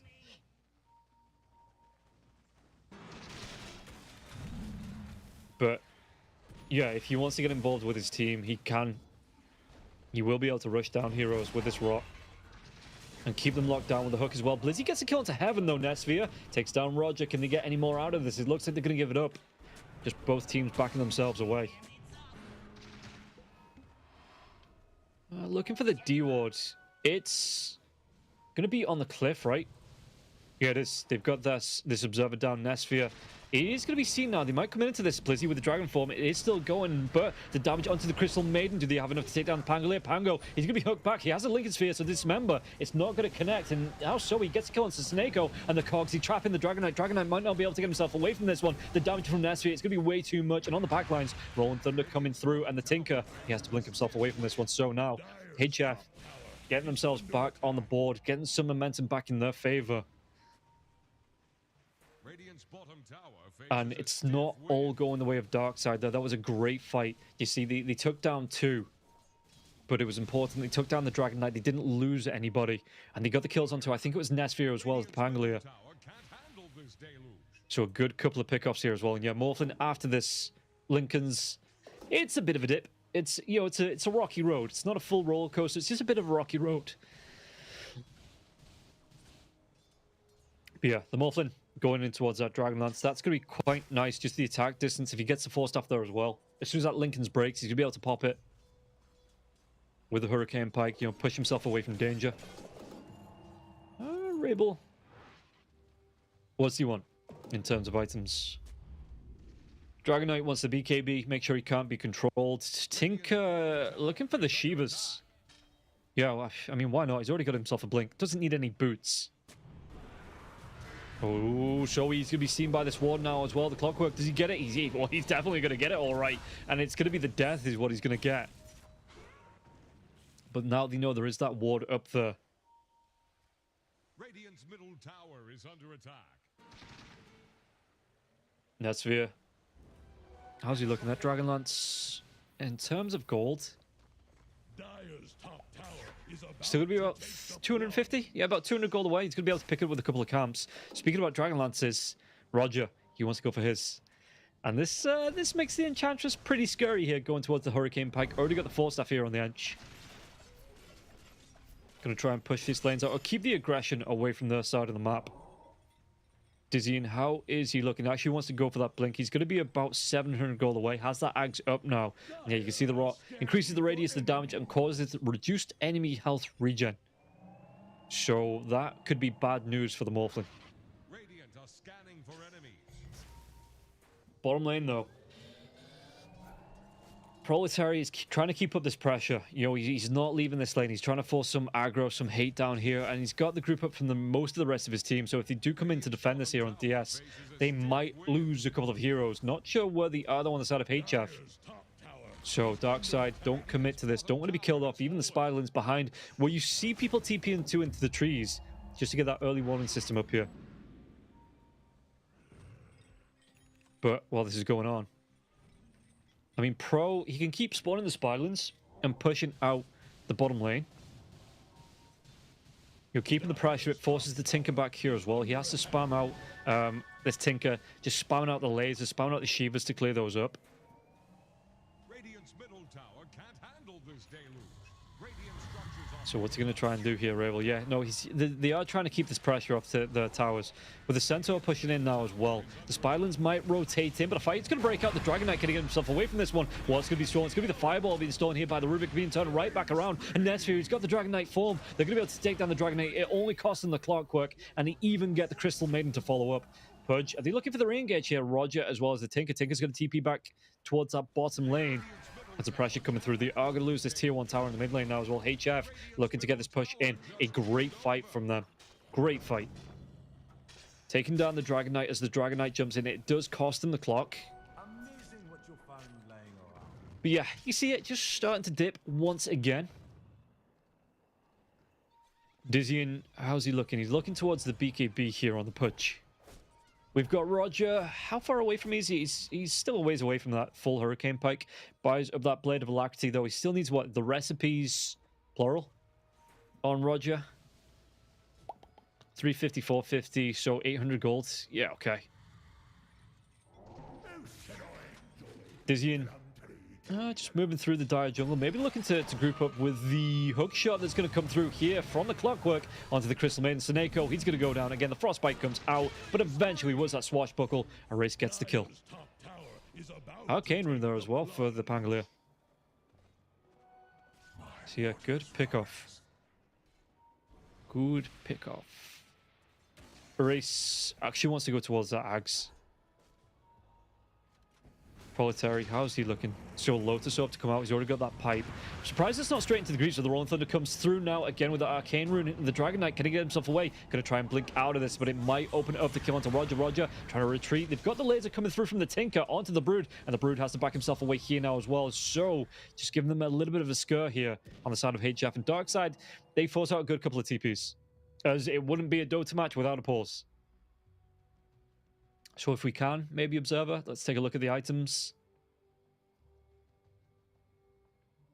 that have been built up. All right, yeah, the Rubik's going to disconnect. Yeah, let's take a look at the items coming through here. We can see the Clockwork just trying to keep himself alive with the Fluffy Hat. The regen boots. We've got the Rubik's disconnected, but he does have that Aether Lens available to him. He took the Fireball as well from the Dragon Knight. Erase, Orb of Corrosion with the Diffusal Blade. It's a good chase down potential. The Lincoln Sphere as well as the Dragonlance coming out for Nesphia now as well. So it's a good build-up for Nesphia. I wonder if he's going to go straight in towards the Ags. It is. It looks like he's already started it up. He's got himself an item on the Courier. What's it going to be? It's going to be the Point Booster, as we can see here being displayed. And he does want that Aghanim Scepter. It's going to be great to use up against the Pudge. So we get the reconnect in here. And the go. Well, who complains about the Morphlins model? That looks amazing. Oh, the pause coming back out. Not yet. Okay, not yet. Oh yeah, the Rubik's still disconnected. Yeah, you gotta wait for everybody. Even if it is just the support, you've got to wait for everybody before you start that game back up.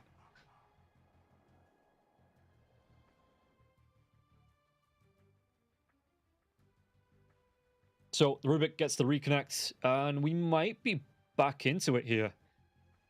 Yeah, everybody looks good to go. We're going to be coming back into the match. So let's see. I'm gonna have to like crack out the book of puns.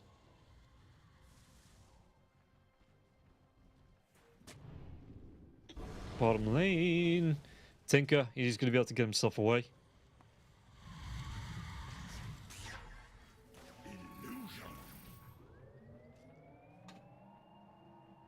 So, let's see. I mean, it looks like Darkside, you know, how do they want to try and play around this? The illusion's coming in from the Pudge. Going to be doing a little bit of scouting out. And Tinker is just doing Tinker things, just bouncing around the map, you know, taking all the farm away from the rest of his team here. Rabel, yeah, with that laser. They might be able to get the jump onto the Pudge. If the Pudge shows here in the lane, he's hiding himself into the trees. He's not got that BKB just yet. He's going to show. Yeah, Race is going to be close. If he comes up here, Rubik for this telekinesis. Dizzy in. He's going to show. He's the only one. The scan comes out. He's going to show on the lane. Netsphere comes in. There's going to be the swashbuckle in. Telekinesis. Even that fireball coming through from heaven. And it looks like they're going to be able to get the kill onto the Pudge.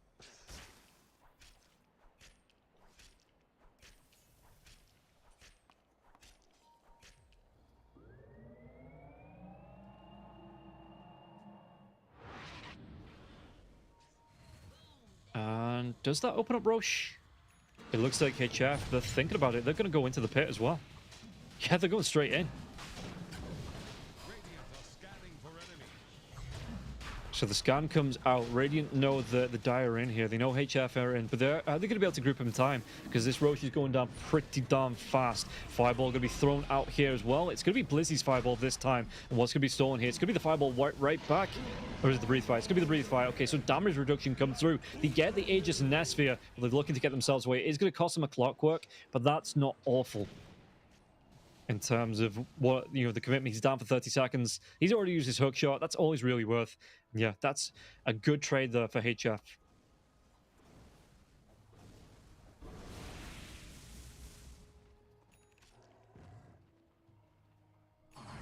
Lizzie and Roger grouping up together. Ooh, Erase. He does get the double damage and able to get the swashbuckle away there as well.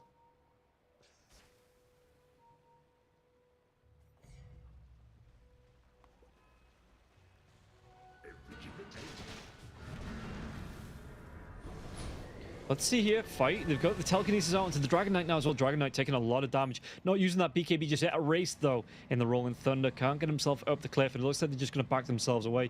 Losing a bit of health. A few spells, but both teams not too worse for wear here as they do back themselves out. The smoke comes out from Dark Side.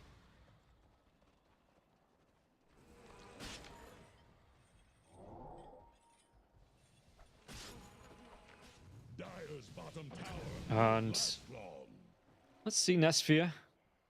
How's he looking? Going towards the BKB. Has that Aghanim Scepter up now as well. That's going to be nice up against the Pudge. You take that Pudge form, you take away most of his status resist, or a lot of his status resist anyway. And you're going to be able to just run yourself in with these fights. You've got the hooks to get the drag backs. It's a great setup for the rest of your team.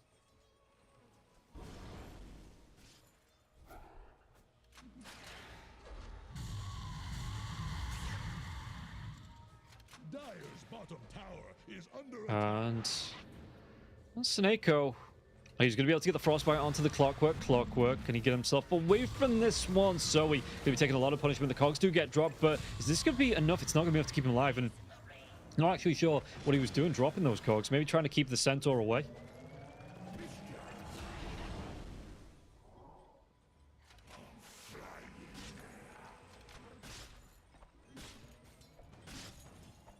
As Pudge just continues to farm. BKB for him, not going to be too far off. Still another 500 gold, but in the grand scheme of things, you know, if you can get another couple of creep waves, it's not awful. Meanwhile, the mid lane, they do get the kill onto Roger. Roger's going to go down. Blizzy, he's got his BKB. If you want to go for him here, you know, they do still need to get through that BKB. They might have enough physical damage. As the Broodmother just continues to farm. Lotus Orb is up for the Brood now as well. They're trying to bring down Radiant's top tower. Dire's bottom tower won't last long. Yeah, so Morphlin with the push out into this top lane. He's building into the BKB of his own. It's again, he's got that Dragon Lance, so it's going to be nice extra range. You know, he doesn't have to come in close to the Pudge. He's got the Aegis for the next 4 minutes. Not 4 minutes, excuse me. It's going to be at least 4 minutes on the rotary respawn. It's going to be a minute and 40 seconds here on the Aegis for the Morphin. Meanwhile, on the bottom lane, Rabel just continues to push this one in. He's got the laser beams, he's got the rockets, the blink daggers, he's got everything the Growing Tinker needs to be a massive pain in the ass around the map. And it's going to be hard for HF to try and catch him out. Speaking about catching out, they get the jump onto the Crystal Maiden. The hook won't connect here either. Shield Crash comes through. And well, with the TPN from the Tinker grouping up with the rest of his team, do they protect Snako? It looks like they are going to be able to. The backlines, Dragon Knight jumps in now. The damage comes through onto the DK, and the BKB is out for Dizzy now as well. There's going to be the freezing field, but the Force Staff's away. That Dismember still goes onto the Clockwork, even though he's being Force Staffed out. And Nesphere wants to get in here. He's saying, kill me, pop this Aegis, let me come back at full health, full mana, and carry on fighting now as well. He's got the Pudge form, he's got the rot, he's got the chase down Nesphere, he's got the kill onto Dizzy, and they might even be able to go into Blizzy now as well. The Aegis will be popped. Rabel has to go for that blink away, so he's got that Force Staff chasing down onto the Crystal Maiden and the Broodmother. The Spider, he wants it, he smells blood as Zoe. Frostbite comes out. They get the kill onto Zoe, turn it around, and now Brood, can he get himself away from this one from the stun? Going to be slowed down maybe. Lincoln Sphere gets broken, has that Lotus that he can pop on himself, and look for the walk away. Or maybe look for the baiting for the rest of his team. 3 heroes alive. Rabel comes through. Do they have the Bastion now as well? They don't on the Pangolier. And Nesphere, he gets himself into the backlines. Takes down Snako. Wants to go in. They might even change targets onto Blizzy. Blizzy can get himself away from this one. The chase down. Shiva's God has been popped, so Nesphere has to worry about the shape shift. Excuse me, the attribute shift. As Blizzy, he's still going to go down, and Nesphere picks up the kill. Rabel takes down a race. So again, yeah, this Tinker just being able to get in and out of the fights as a massive source of damage for the side of Dark Side. But take a look at that fight recap. They lost the Aegis. They lost 4 technically with this Aegis. Dark Side only losing 3. So okay trade for them. We'll see if it carries on now after this Aegis is down.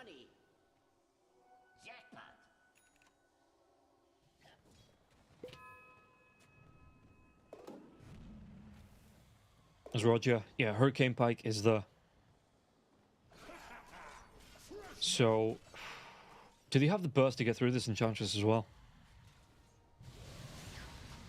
The shapeshift from the morph, or excuse me, the morph onto the purge form is nice. You know, you give yourself that extra status resistance. Coming up against something like the Tinker, that is great to have.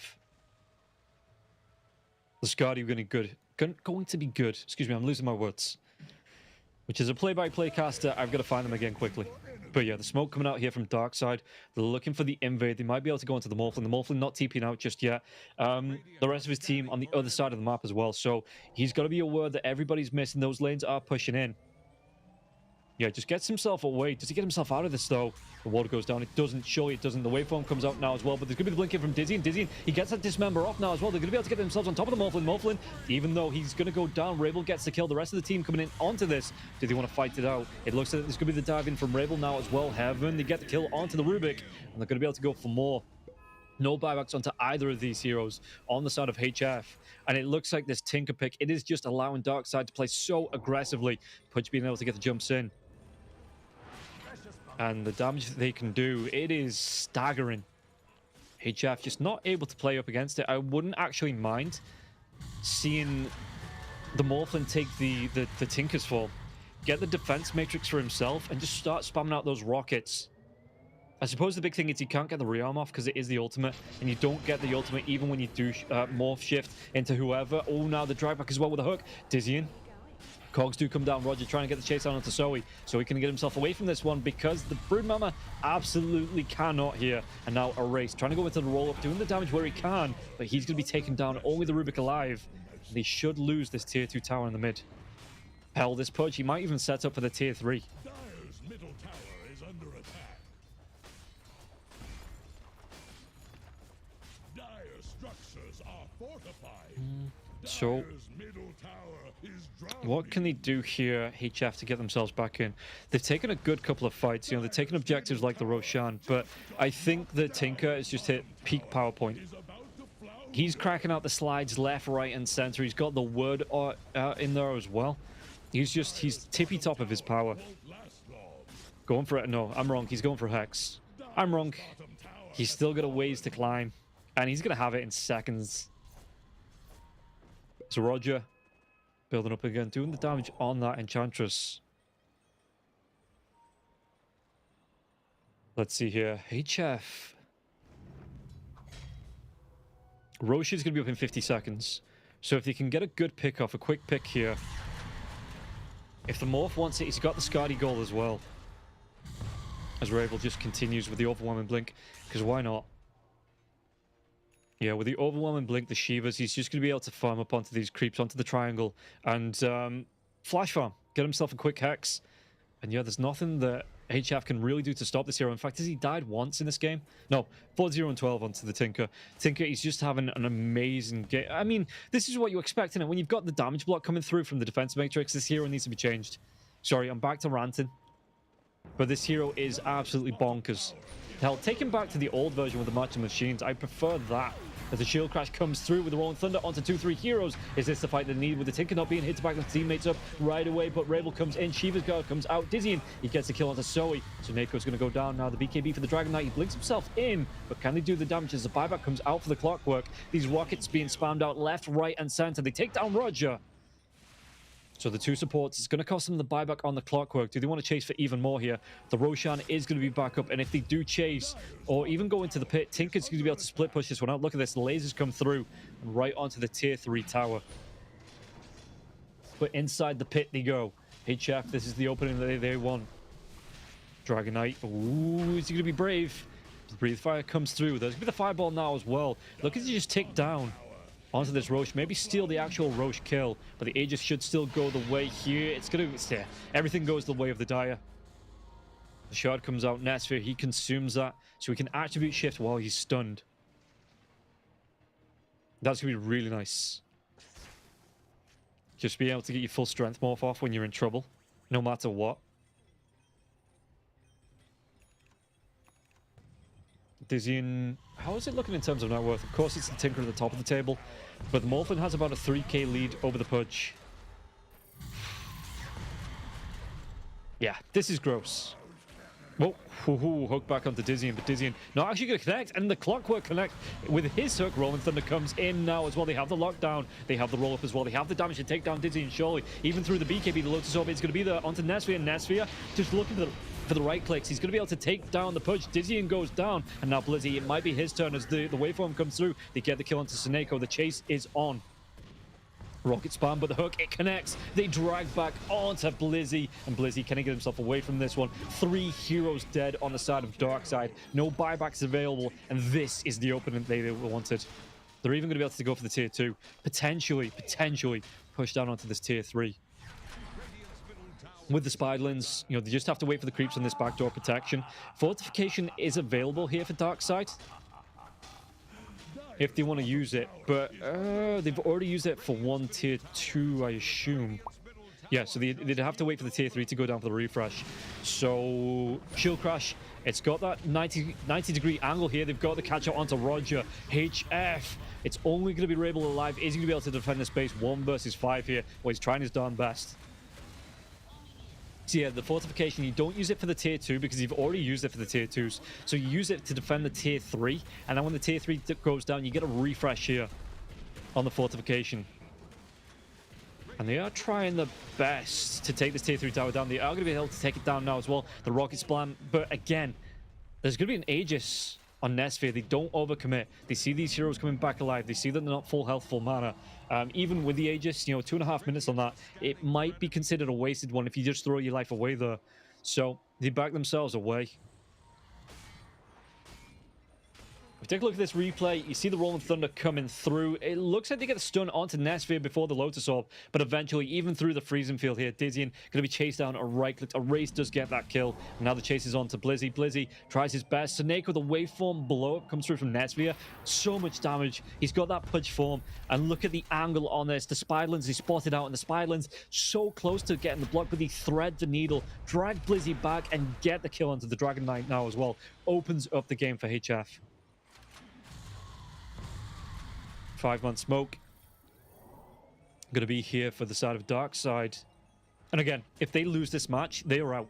No second chances here in the Malta Vibes Pinnacle Cup.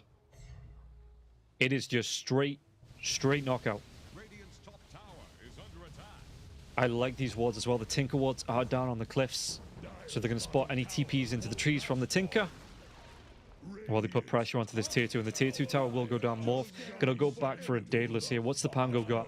Gonna go for the overwhelming blink. Yeah, makes sense. Makes him a little bit more tanky, a little bit harder to take down, and he gets that slow. He gets the disruption out, but Darkside, they're waiting on the cliffs. The lines have been drawn.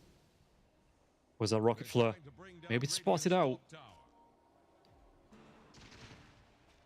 There's Clockwork. Oh, the separation, the Tinker is the reward to see this TP in now as well. They're going to see the TP from the Tinker, so they might look to go for the engage here. So Neko, he might be the one that gets caught out on the high ground now as well. The Tinker's going to try and go for the TP, but there's going to be the Lotus Orb. It stops the dismember coming through from Dizzy, and Dizzy trying to do what he can with the BKB, but the Rolling Thunder.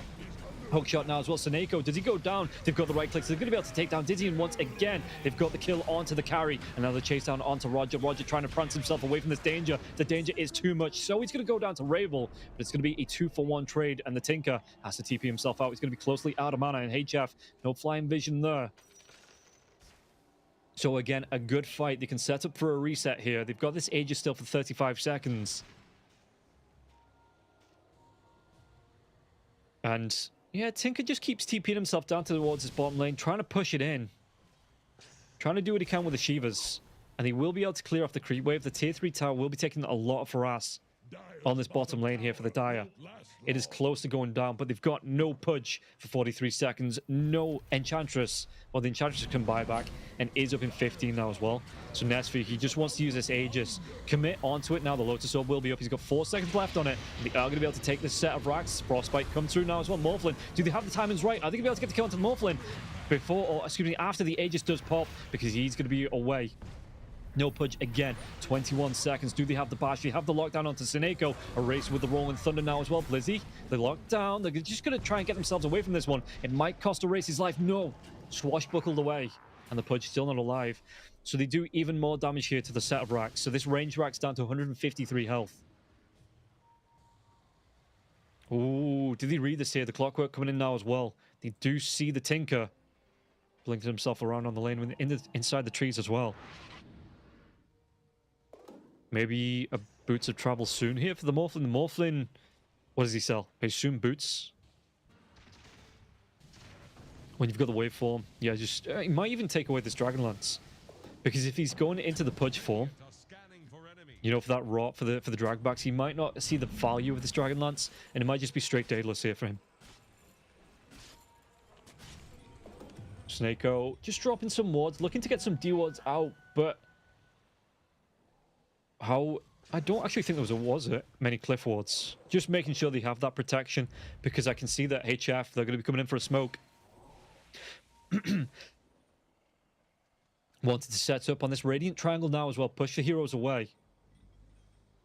Even with these wards being up, Roger's going to be the one that sees Netsphere. Does he want to go for the shapeshift into... No, he just blows up Roger. And now the Rolling Thunder on the backline. Seneco's going to be caught out now as well. The roll-up comes through. The hook, it's going to try and keep Seneco alive. But it looks like a race. He wants to be coming through onto the backlines to get the kill onto Blizzy.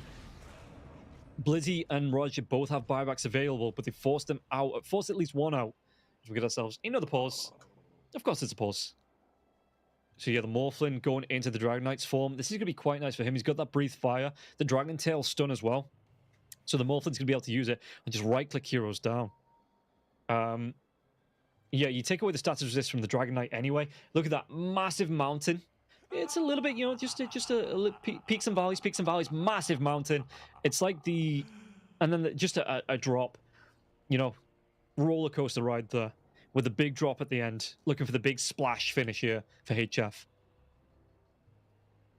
Item-wise, yeah, Netsphere has that Skadi up on the side of the dark side, though. Blizzy does have the Heaven's Helmet. That's quite nice against the Morphlin. If you can get it off before, you know, it gets himself in the BKB, just even gets the Pudge form off, though. He's going to be able to run you down with the Rot. A race with the Aghanim's Netsphere with the Aghanim's as well. And the shards here for Heaven and Zoe.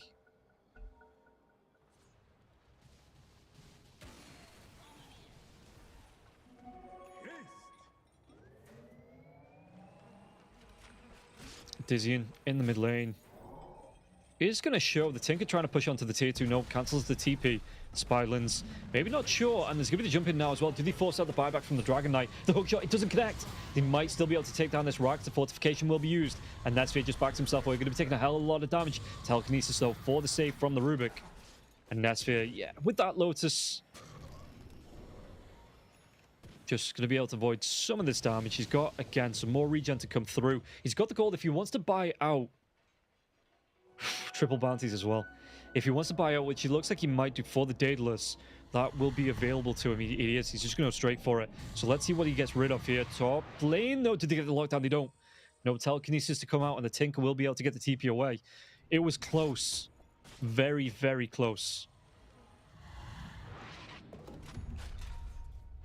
But yeah, Rabel, he's taking the mick a bit. You know, just getting these blinks around, just getting himself back to the base, TPing out, back to the lane. He's not been able to put the pressure on to take this tier 3 tower down, though. I like this from the Pango. Hiding himself in the trees, maybe potentially waiting for this next lane to push in. He's got that Basher available too as the Diffusal Blade. So he's waiting. He's saying, yo, Tinker, yeah, to this top lane. Everybody's on the bottom lane. Or maybe he's not. Maybe he's just going to show himself here on the Pango. Okay. I thought he might have waited himself inside the trees as Pangolier actually wants to go back towards the Octarine core, the reduction on the swashbuckle, well, pretty much on everything, but having those shield crashes and the swashbuckles going on a lower cooldown when you've got this Ag Scepter available. Just the mini swashbuckles that come out from it. It is a great item to have. Tinker, once again, looking to continue to put the pressure here. On the bottom lane, even going to use Roger's Wildwing Ripper to help push this one out. Rocket Flare won't connect, clears through it way too quickly. So the Pango might come back to defend, has the boots of travel if he needs it, can just jump straight to a Spylin. So he's not going to be away from the away from his team for too long.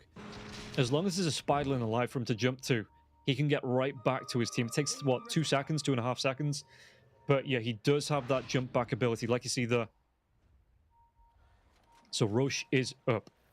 They're trying to keep this bottom lane pushed in while keeping the mid lane pushed in as well, because the mid lane will start to... Oh, they get the jump in now as well. Do they get a lockdown onto the Tinker? The Tinker, the 4-staff comes out. He's going to be hexed up now as well. Do they get the kill onto the Tinker? This is going to be massive if they do. He's got that buyback. He can come right back into the fight. They get the kill onto Sineko, though. The chase down onto Blizzy. Do they back themselves away from this? They force the buyback out from the Tinker.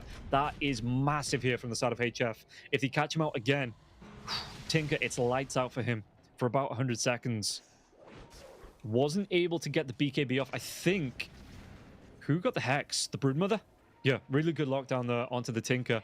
And you've got a Lotus Orb to come through there as well. So even if he doesn't use that BKB, goes for the Hex onto somebody that's going to be Lotus, like Nesphia, something like that, or even the Broodmother himself. Yo, he is going to be able to reflect, or he's going to be reflecting that one back. And they have the lockdown now. Do they want to get themselves into the pit? They do. The hook comes out, though. The bash from Roshan onto Nesphia. Nesphia immediately away with the waveform, but the chase out. Blizzy's got that the defense matrix coming through. Did they get the kill onto the Enchantress? Enchantress trying to run himself away from this one. The Rolling Thunder on the back lines onto the 2 cores. Was that Basher here for a race? Roger gets a kill onto Zoe, but he's going to fall on the back lines anyway. And now, did they get the bash onto Rebel? Rebel's going to be able to get that blink away. Dizzy, and he might not be so lucky. He's trying to go do what he can with that hook. And now Blizzy, the chase down onto the Dragon Knight. There's going to be the Dragon coming through here from Nesphia with that Dragon Fireball, and now they get the stun out. They take down the Tinker once again. 123 seconds on the death. They're going to be able to go through. Did they get the kill into Sineko? They probably do. The Rocket Flare sees him, the waveform comes in, and HF are cleaning up. No Tinker for the next 110 seconds. No buybacks on anyone apart from the Dragon Knight here for Darkside. Yeah, we're still expecting the splash. It is still dropping here in favor of HF. HF, I genuinely thought this was going to go to a game number 3 with the amount of control that Darkside had early on. But HF, they've pulled it right back. They've got themselves right back into this game. In fact, they've got themselves into control. The buyback, the hook, it's not going to land. And now Blizzy, he's going to go down once again. This is going to be the dieback here on this Dragon Knight. And GG's going to be called. Darkside, they get cleaned up by HF. Looking incredibly strong for a game and a half. And the half a game that matters was the second half, where they look to end this one. So, HF, yeah, that was an amazing play from them, being able to take down Darkside not once, but twice. In the end, a 35 kills, 20k net worth lead at 45 minutes. And this Tinker, you know, he was trying to be effective, but as soon as the axe came up for the Morphlin, it was curtains here for the Pudge. And that is going to be it for this series, guys. We do still have 2 series to come. We can see again, which way am I facing? This way, this way, this way. No, it's going to be Into the Breach versus Baza, and then Alliance versus Faith. But for now, guys, that is going to be it. We're going to take a break, and we'll be back with the 3rd series of the day, and Hurry Free taking over after this. Oh, esport.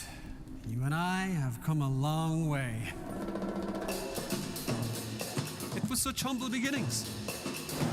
As we gathered in small groups, we were professionals right from the start. Passionate, organized, and ready to rumble. We dreamed big, and surely enough, our parents supported us at every step of the way.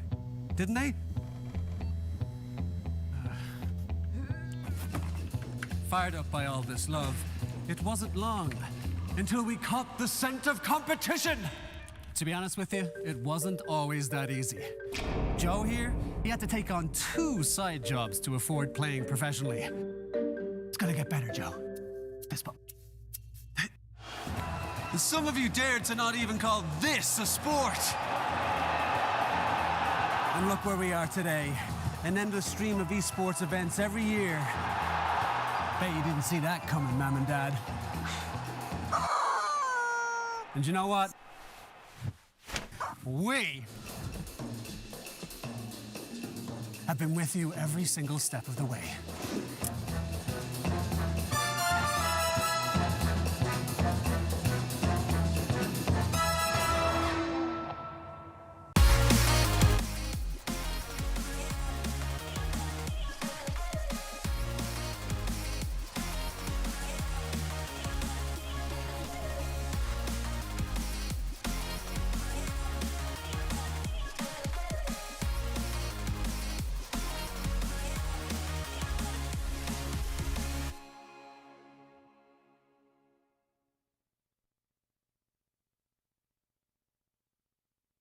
Dream of working with people you watch on screen. Exclusive esports opportunities handpicked just for you. Candidate profile to raise above competition. Let 10GG handle routines. Make a step towards your dream today.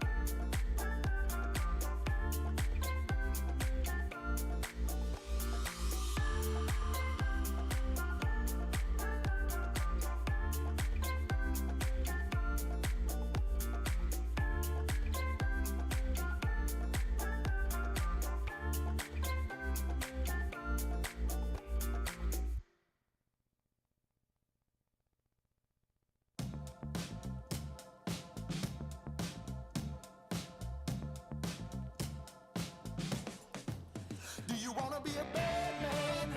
Yes, you do. Do you wanna taste sweet salvation underneath the summer moon? Do you need another hand now? Yes, you do. Go see Miss Joseph down on Columbus Avenue. Down in the city, there's a place that never sleeps. You can see it all up past 57th Street. Music is hot and the drinking is free. It'll turn you upside down before you count to three. One, you're looking for a helping hand. Two, you need a friendly face. Three, feeling good, you can barely stand. You're falling all over the place. One, you're looking for a helping hand. Two, you need a friendly face. Three, feeling good, you can barely stand. You're falling all over the place.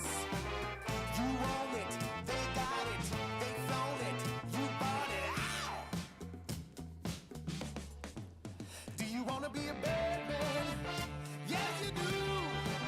Do you wanna taste sweet salvation underneath the summer moon? Do you need another head now? Yes, you do. Go see Miss Joseph down on Columbus Avenue. Columbus Avenue. Go see Miss Joseph down on Columbus Avenue. Columbus Avenue. Go see Miss Joseph down on Columbus Avenue. One, you're looking for a helping hand. Two, you need a friendly face. Three, feeling good, you can barely stand. You're falling all over the place. One, you're looking for a helping hand. Two, you need a friendly face. Three, feeling good, you can barely stand. You're falling all over the place. You own it, they got it, they flown it, you bought it. Ow!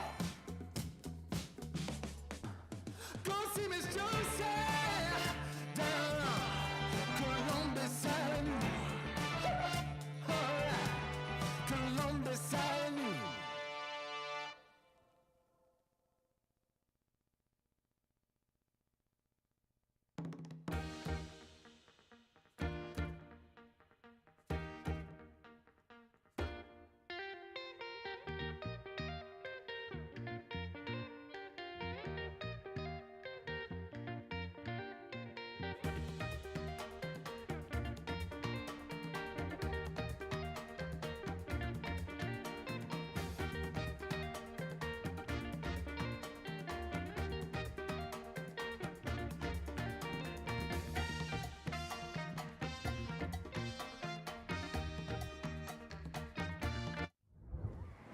Oh, esport. You and I have come a long way. It was such humble beginnings.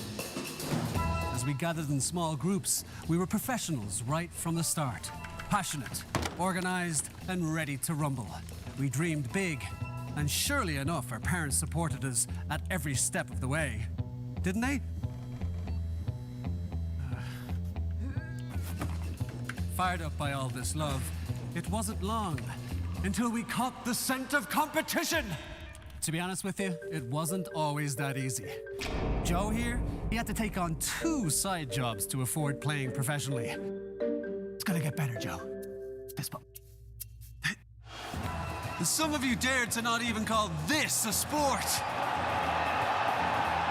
And look where we are today. An endless stream of esports events every year. Bet you didn't see that coming, Mom and Dad. And you know what? We have been with you every single step of the way.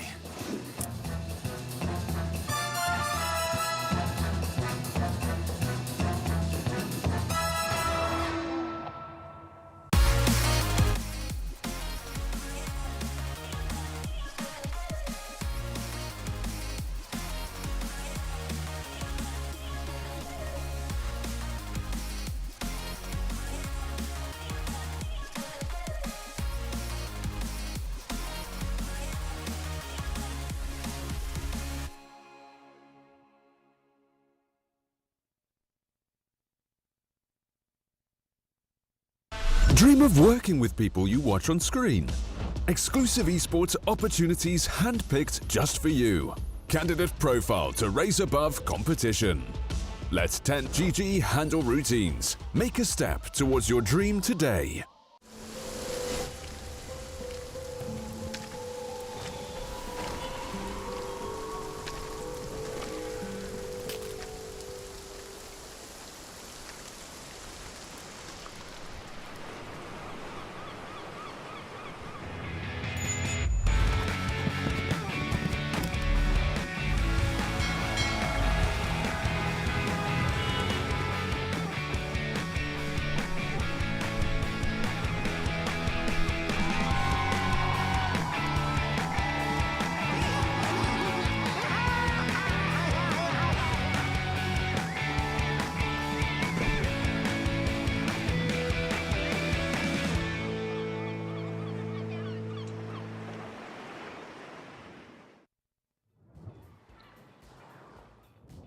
The Pinnacle Cup Malta Vibes returns now here with Harry Freak, and I'm going to be bringing you the action. Hopefully you enjoyed, Rob. But we're going to be going on to the second set of the two best of three series that we have for you today. For those of you that are just joining us, might not have seen the previous matches. We had some interesting ones, and definitely a few surprises. Ancient Tribe beat Easy Katka today at the first match of the day. 2-1. To be honest, coming into that one, I thought Ancient Tribe should have it 2-0, but that wasn't the case. And then Dark Side, a Division 1 team, not for long though, because they're probably getting eliminated.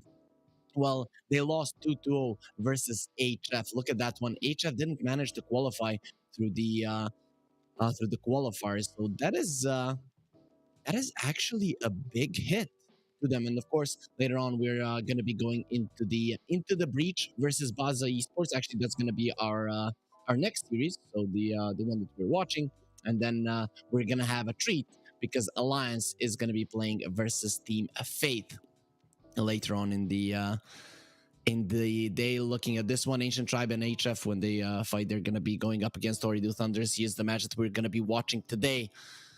This is going to be a tough one for Baza. So I went through their players, given that I don't know any of them, and their ranks on the ranking in Europe, they're not great. So Into the Breach should ease through this one. I feel like the next series of Team Fate versus Alliance should be a little bit more closer, but Alliance are coming into that one as the favorites as well. But we could go and see the rosters right now. Into the Breach, they did change one player from the last time that I watched them. They had Kidro. Now they're gonna have Respect on their support. Emergent, Zibe, Supreme, and O-Taker are gonna be here as the standard lineup. See this these stand-up gentlemen. Zibe, enjoyed interviewing him a couple of times, so definitely looking forward to seeing how they're gonna play. Also, I do know their coach Milan. They did boot camp in Serbia. I don't know if they're here, but I did see some videos of Milan being here, so I'm expecting the rest of them to be in my home country as well. And then we can go to see the lineup of Baza. Let's see how they look. We don't have any pictures, unfortunately, but PND, Daibi, Koala, Junkie OQ, and Desonix are gonna be doing their best to fight against Into the Breach. They're going up against a giant of Dota, so good luck to them. It is not gonna be an easy one. The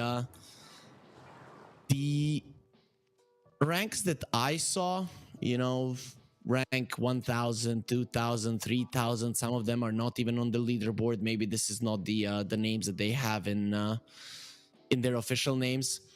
So I don't know what to expect, but we'll see if anything does change here for them. If maybe they can do something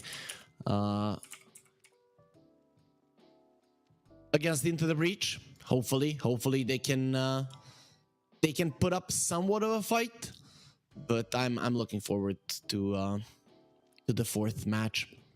Overall, guys, for since we're still in I could say at the start of the tournament, it is still round one that we're watching. A little bit of Malta Vibes before we get ourselves into the draft? Well, this is a single elimination tournament. So if you lose, you are out. You have one best of 3. It is a literal death match, a slaughter between the teams. And we're going to have $50,000 prize pool. And whoever wins the entire thing, well, they're going to go to Malta. 5-star hotel, boot camp, beach enjoyment, Dota, everything you could ever wish for from your boot camp. Some teams might use it more of a for a vacation. Some teams might use it more for practicing. We don't know. That's their preference. Also, probably does come down to which teams do go through. Also, in the third round of our tournament, we have 8 great teams joining in on the fight. So those are going to be some of the top contenders to win it all. Out of all of them, we also have OG and Old G,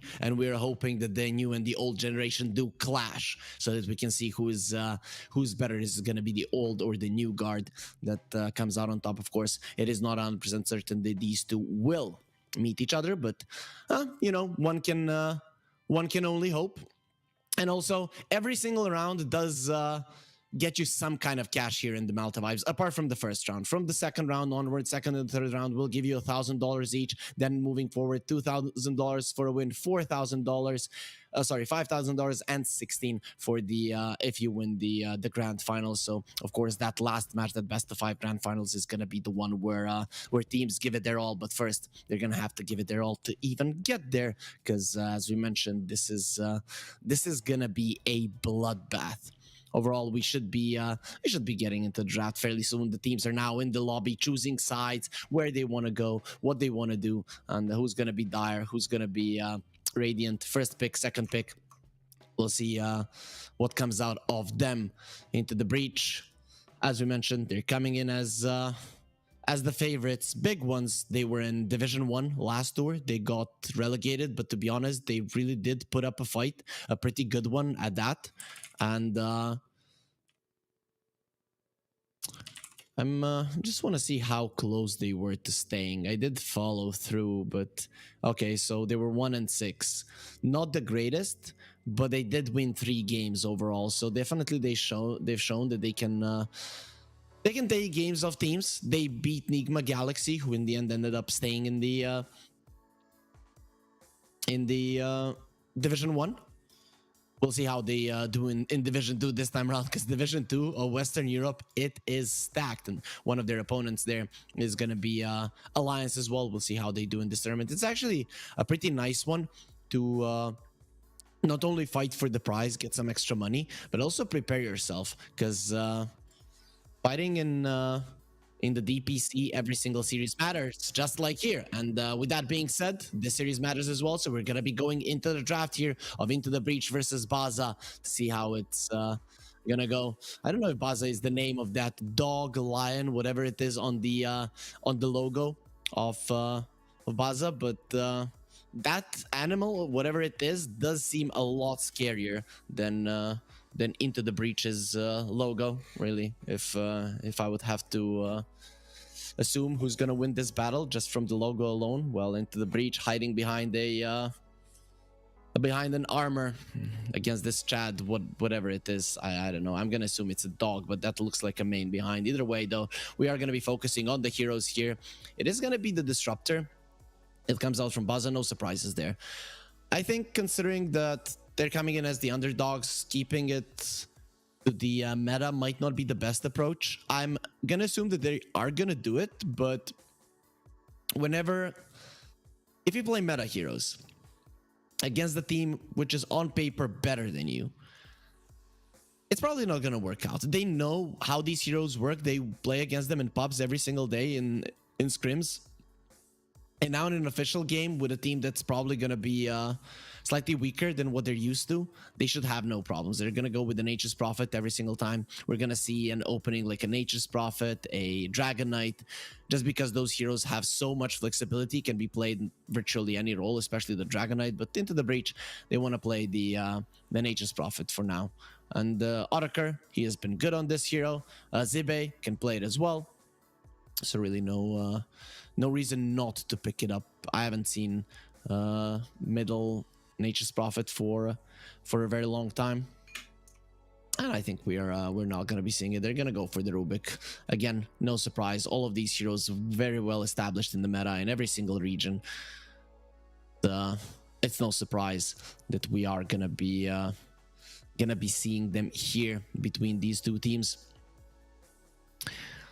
So Baza, how do you respond? Usually we see something that can somewhat get on top of the Nature's Prophet. I could expect, if they're going full on meta, to see a Dragonite here. That could be a potential. Well, Primal Beast is a good one as well. I completely forgot about it because it was untouched, at least in the games that I have casted in the tournament so far.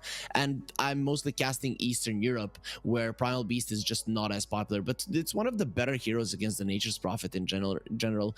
You gain phase once you go into the trample. So that is good enough for the Nature's Prophet to be afraid. Of course, if you're laning against the Rubik, he's one of the better ones to stop in your tracks. If you're using the Onslaught, if you're using the Trample, your ulti, doesn't matter. You are going to be stopped with the telekinesis. It's one of the more annoying spells for the Primal Beast to deal with. You just get on top of someone, they just toss you away. One thing that Rubik sometimes make a mistake with, if your hero is low and use the telekinesis and move the Primal Beast, the damage is also going to be calculated because he is moving during the trample. So that could be a little bit of a thing to look out for during the game to see if Into the Breach are going to be making mistakes like that, if Immersion is going to be making mistakes. Though when Kidro played with them, he would play the Rubik sometimes. It wouldn't be Immersion all the time. Still a potential of flexing it to 5. There was a time where Rubik would be first pick, and we really wouldn't know where to do. But it seems like the position 5 Maranas and the Rubiks are slowly but surely coming to an end. When we get a patch in the next month, guys, this is the last day of March. So once we get into the April, we are in that territory where finally, after more than a year, we're going to be getting a huge patch, possibly with some map changes. That's what everyone is hoping for, especially the Radiant side, right? If I would be the Radiant Ancient, I wouldn't be happy considering that my win rate. So they ban out the Terrorblade, ban out the Bat. No really big ones there. Bazaar getting rid of all of these pushing offlaners, Dragonite, Lycan, and the Beast. They don't want to be dealing with the Storm either. Makes sense. Wherever I see the Disruptor, even though on paper he should be okay against the Storm, Storm with the Witchblade just jumps him and kills him. Pretty easy. So there's gonna be a Clockwork coming out. Okay.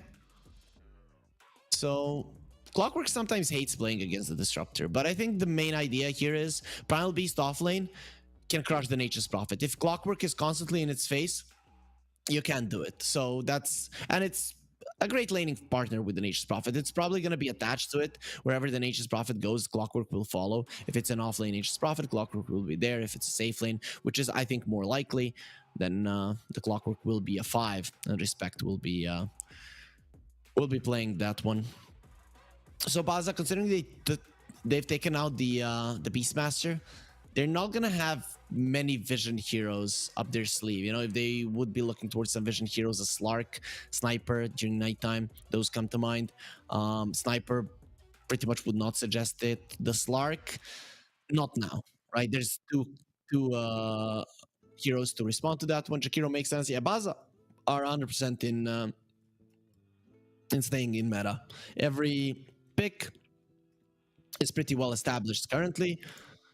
That does make sense. Zeus, that's a little bit different. We are seeing Zeus here and there, but I wouldn't have expected. If you make a mistake inside of the cogs, you can still jump out of the cogs if you play it properly. But if you make a mistake, that right after the stun, you're just spamming your heavenly jump, well, you could stay in the cogs and just die. So they're gonna have to be a little bit careful how they approach this. But Baza's magic damage output is insane. I wouldn't be surprised to see a Veil of Discord on one of the supports and an E-Blade on the Zeus just to be able to finish people off. Ember does make sense. Looking at all of these heroes, it's not easy to dodge all of their spells, but it is not impossible either.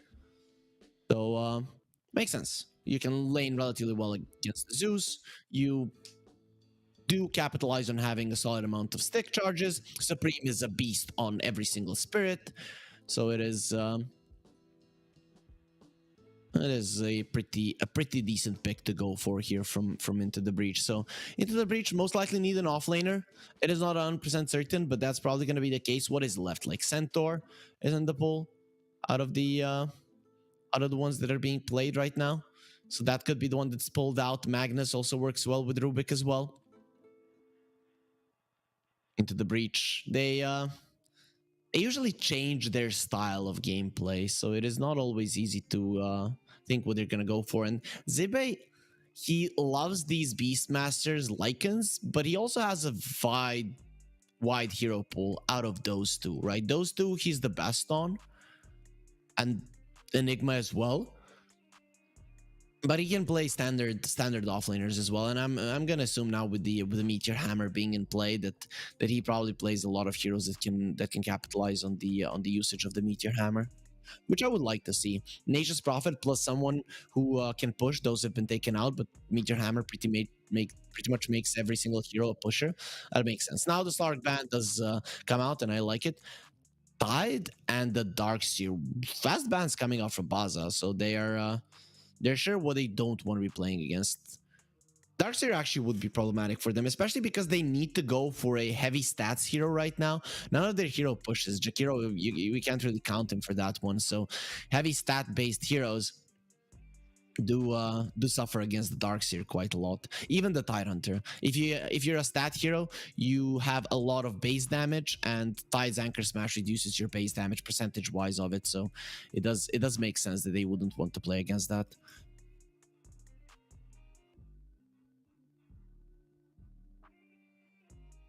So what's it gonna be Into the Breach? What do you not want to play against? They have ways to deal with illusions from the Ember. Maybe a Morphling is a good ban. I think the Morphling is probably the best ban here. I'm not very well acquainted with Baza's players, so Morphling should be in the arsenal of any carry player. But they're gonna get rid of the Spectre. Okay, that's decent as well. A little bit easier to execute. Does give some more global presence to Baza. Interesting. I still think Morphling makes a lot of sense here. A mixture of physical and magical damage. In the late game you push. In the early game you do not get shut down. You do not care about the cogs. You do not care about the sprout. Maybe they don't want to be laning two range heroes. Jakiro though is pretty tanky, so you can play this a pseudo undying role, right? Running in, taking damage, being smacked down. Wow, the Morphling, a couple of levels. They're gonna go for the Faceless Void. Not the biggest fan of it here, because Into the Breach heroes, they're not reliant on spamming out their spells. And whenever I see a Faceless Void, yes, there's a lot of damage in the chrono, but there isn't a lot to do with the time dilation. Time dilation is, for me, personally, a way that you come up with if you're gonna pick the Faceless Void. So overtime damage should probably be good here for a pipe builder for Into the Breach. Centaur is not an overtime damage, but still would be nice. Zibe does play a Venomancer if they really want to be annoying in the lane. But I have a problem if they pick a Veno, their ability to win team fights is...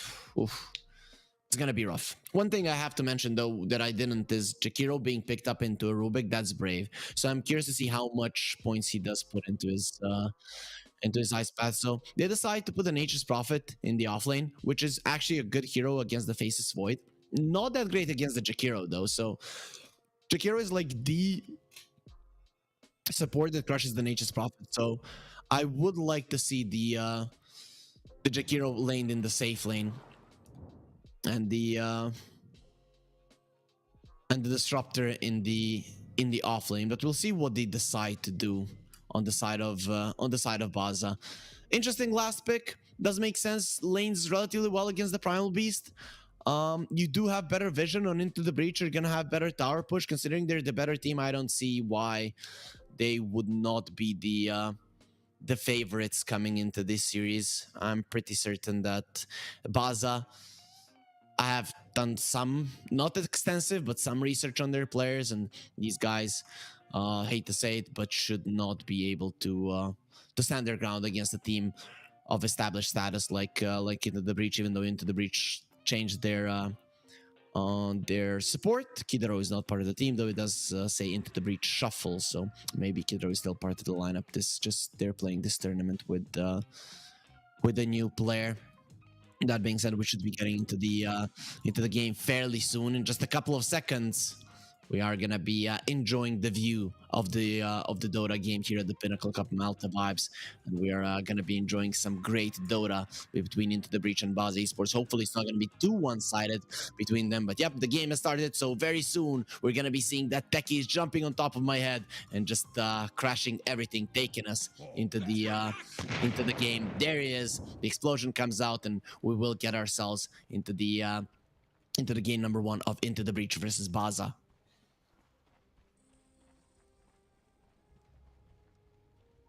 Going to the breach. They're in a smoke, going for that vision plant. No surprises in terms of where they're gonna be putting it. And it's gonna be quite interesting to see how fast Into the Breach are gonna play.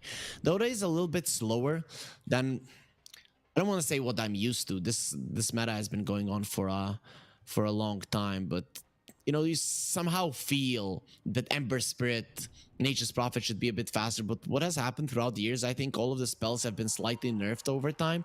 So heroes need a bit more in levels, and that's why teams take a little bit longer to start rotating around the map. I'll see if that's the case here as well. But yeah, until the Ember and the Nature's Prophet have some levels, there's not going to be much happening. Audiger, need to be careful. There's definitely going to be a glimpse here, and it will take him back if they want to. And there it is, going to be taking a ton of damage. Goes for the Earth Shock, tries to get away, will be unsuccessful, and it is going to be the Zeus that gets the kill. The perfect hero to secure that one on for sure. That's going to be the first blood for Baza. So you cannot hope for a better start. Into the Breach will secure 3 runes, so at least something. But okay, they're switching things up. They don't want to play the Faceless Void into a Nature's Prophet. And they're gonna, okay, this is actually looking dangerous for Into the Breach in terms of laning setup. On paper, I don't want to say, oh, it's a mid lane Jakiro. Okay, did not expect that one. Pachenka is the mid laner of Baza. So we are gonna be seeing him and how he does in the mid lane, guys, though. Even though the odds are gonna be favoring Into the Breach, guys, this might be enough for you to go to the pinnacle.gg and use the promo code CUP23 to get the 100% bonus on your first deposit for up to $100, because this could be the game that Baza surprises, right? Especially with that mid lane Jakiro. Of course, this all works only if you're 18 plus. We for now will underage people, of course, are not going to be able to participate in that one. But overall, no, we'll see with the Zeus being on the top lane. That means that first blood doesn't carry as much of a burden for Into the Breach as it would if this was a Jakiro, if it was the mid lane Zeus, right, instead of the Jakiro. Though I want to see how well the Jakiro does there. We'll see what happens. So overall, though, looking at the bottom lane, in terms of CS, for now, everything is equal. In terms of kill potential, they should have more on Into the Breach. And speaking of kill potential, well, on the top lane, it is definitely going to be apparent. And Into the Breach do secure themselves a Zeus. While on the bottom lane, Desonix is taking some damage from there. So, of course, when you use the Glimpse, everything kind of stops. A nice time dilation from PND to make sure that this support is okay. Desonix, he really wants to apply pressure here to respect, and well, you need to read your name, my friend, because you are not respecting this guy. He is baiting him super hard, gonna be lifted up into the air, but it's actually gonna be Respect that is gonna be in a ton of trouble. He's looking very much dead here. One stick or a couple of sticks is not gonna help you. You need a lot more than that, and he's gonna be going down. The bottom lane doing well. One thing that I'm kind of disappointed is this mid lane. Ooh, 2 points in the Liquid Fire. Usually you're gonna see Jakiro go for 2 points in Dual Breath, because the spell, it does really change a lot, right, with level 2.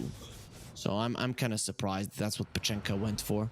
I understand it takes mana, but you're a mid laner with the bottle and water runes. You're gonna be more than capable of doing enough.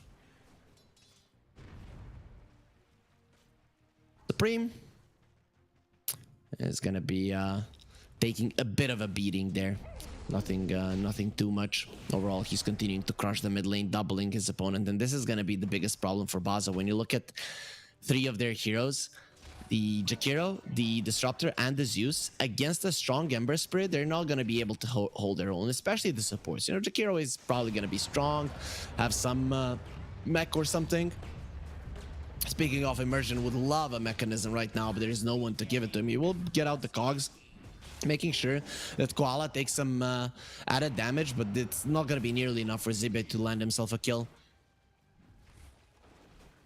So this Primal Beast will be fine. To be honest, the way that they set up the lanes on Baza, I thought they were going to be doing really well. And Respect does get a kill before he does lose his life. Should lose his life. He's going to deny himself. Not going to be happening. PND just has enough reach with the mace to make sure that Rubik does fall. So we'll be getting the revenge for his fallen comrade. Chenka is going for double null. Okay, interesting. Probably gonna go for... I was talking about a mech, but yeah, you're probably gonna go for a Witchblade on the Jakiro. Once you get level 10 and that range talent, people tend to forget about it because no one gets it on supports. You can actually, from so far away, do a lot of damage. There's the mistake that I was talking about with the Zeus and the cogs, and yeah, you just go down.